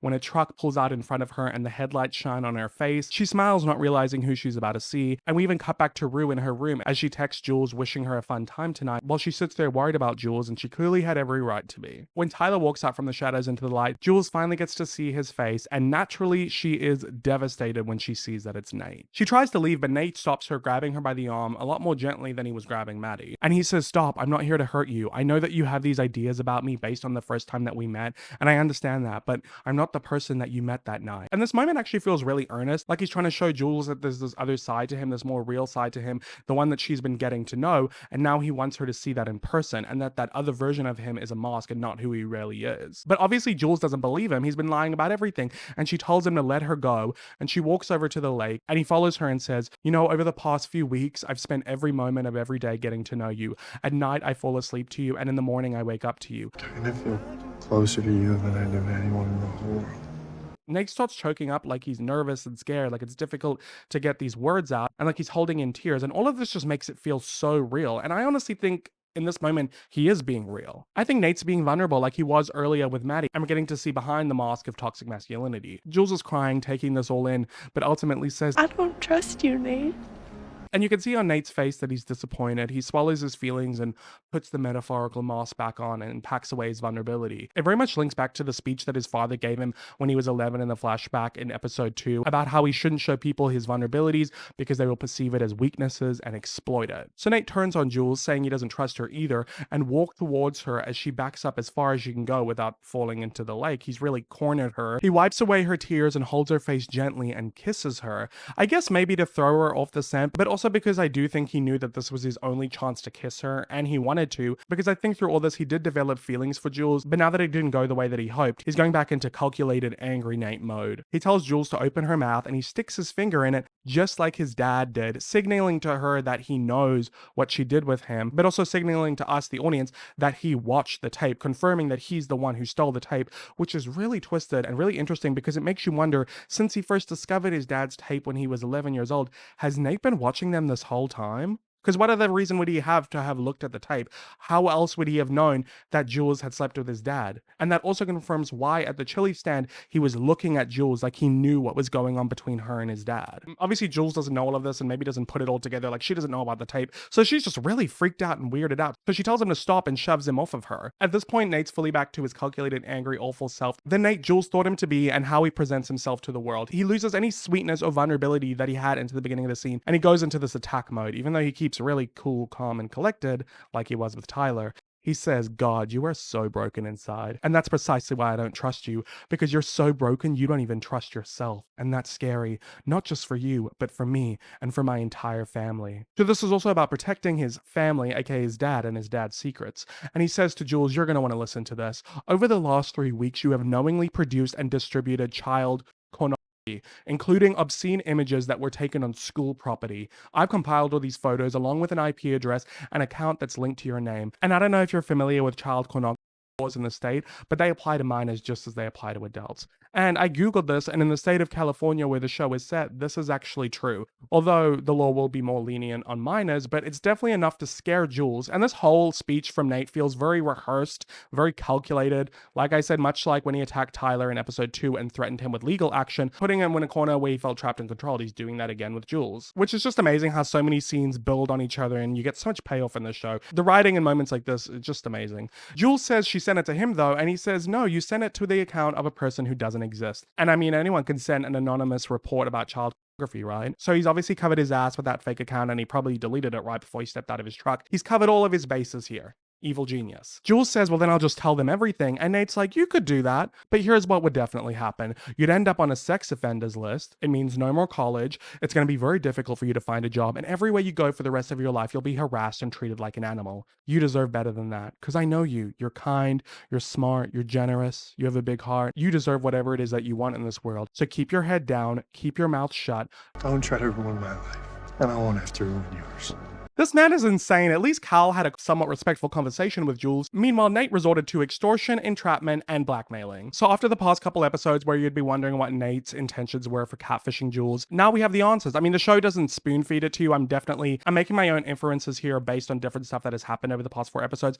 And I didn't truly understand everything that went down in the scene and between Nate and Jules until watching it now. When I was 19 years old, I was very confused what was going on with Nate and Jules. They definitely clarified a bit more in season 2, but this is basically what I gathered from it. I think it started off with him having seen his dad's sex tape with Jules, which obviously, like I said earlier, indicates that he's been watching it this whole time. And he had that knowing look at her at the carnival, so he definitely knew about it before this night. This was not a last-minute decision. I think he started catfishing Jules with the intentions of gathering evidence to use against her to extort and entrap her so that she wouldn't expose his father's secret, because not only would it ruin his family and their reputation, but in some way it might make him feel exposed as well, because a lot of his feelings around his sexuality and insecurities are linked to his father and his father's secret. And on top of that, he's been on a gay hookup app this whole time, and he's been caught red-handed with all the dick pics in his phone. So he's trying to keep this rumor or this secret or whatever it is under lock and key by controlling Jules. However, I think in the same weeks that he spent getting to know Jules and gathering all of his evidence, he actually ended up falling for her, and I think he came into this exchange hoping that she would fall for him too. But obviously that never happens when you catfish someone, and things didn't go as he planned, so he had to pivot back to his original mission. Jules doesn't really have much left she can say, so she just says, you know what I think, Nate? I think you're an effing F-slur just like your daddy. This pisses Nate right off because this is his deepest fear. So without blinking, he grabs Jules by the back of her hair really hard and holds her face close to his, almost like he's about to kiss her or hit her, once again blurring the lines between violence and sex with Nate. After a while of holding her close to him, Nate eventually holds himself back and lets go of Jules and leaves. This was obviously a traumatic situation, and Jules calms herself down by the lake, sobbing, and it's really heartbreaking for her that she thought this whole time, for all these weeks, that she was falling in love with someone and developing something real, all for it to just come crashing down and for her to be catfished by Nate, the same guy who harassed her all those weeks ago. She's truly down bad, so later she goes over to Rue's house, tapping on her window and asks if she can sleep over. Of course, Rue says yes, and she asks how her date with Tyler went, and Jules just says, he didn't look like his picture. And Rue hugs her and comforts her as they lay down together, and she asks Jules if she's okay, but Jules just shakes her head to say no, and so Rue just continues to comfort her, which is really sweet because she's there for her, but she's not going to pry, because clearly Jules doesn't want to talk about it, but she needs support. And as they're laying there together, very dramatic classical music begins playing as the camera frame spins between scenes of them over the past couple weeks, as they've gotten to know each other and as they've ultimately fallen for each other, because as they're laying in bed, they start kissing. And that's the end of the episode. So at least we ended off on a happy note after that really heavy scene with Nate and Jules. It's one of the scenes that sticks with me the most, and it's so complicated because in the beginning it feels so romantic and you actually feel bad for Nate, but you're like, I shouldn't feel bad for him, he's awful, and Jules seems into it, but like it's so layered and complex, and I really tried to break it down. I hope I did a good job. I'm so curious to hear what you guys have to say about it and what you have to say about anything that I've spoken about in the past 4 episodes. I had a lot of fun making this video, but it was also very challenging and incredibly time consuming. I went over my script 3 times to make sure that I was really getting the message across and I wasn't missing anything. So I hope you enjoyed this video. If you did, please give it a thumbs up, and like I said, comment down below any of your thoughts. Please share it with a friend. Any engagement really helps me on the channel. Like I said, I put a lot of effort into these videos and I don't even know if it's going to be monetized, so might be making $0 off of this, but it's a passion project more than anything. And if you would like to see the future videos, definitely subscribe and turn on the post notifications bell if you haven't already, because I will be posting 3 more videos on Euphoria before season 3 comes out. The next video will be covering the last 4 episodes of season 1, and then, you know, the following video will be the first 4 episodes of season 2, and the last one, the last 4 episodes of season 2. And then I'll go on to make 2 videos about season 3. And I'm also going to cover the special episodes at the end of the next video. That video should be coming out within a week. It's already scripted, just got to film and edit it. But anyway, I'm done rambling. I hope you enjoyed this video. Thank you so much for being here. I really appreciate you. I hope to see you in my next video. And as always, I hope that you have a great day or night, wherever you are in the world. Bye.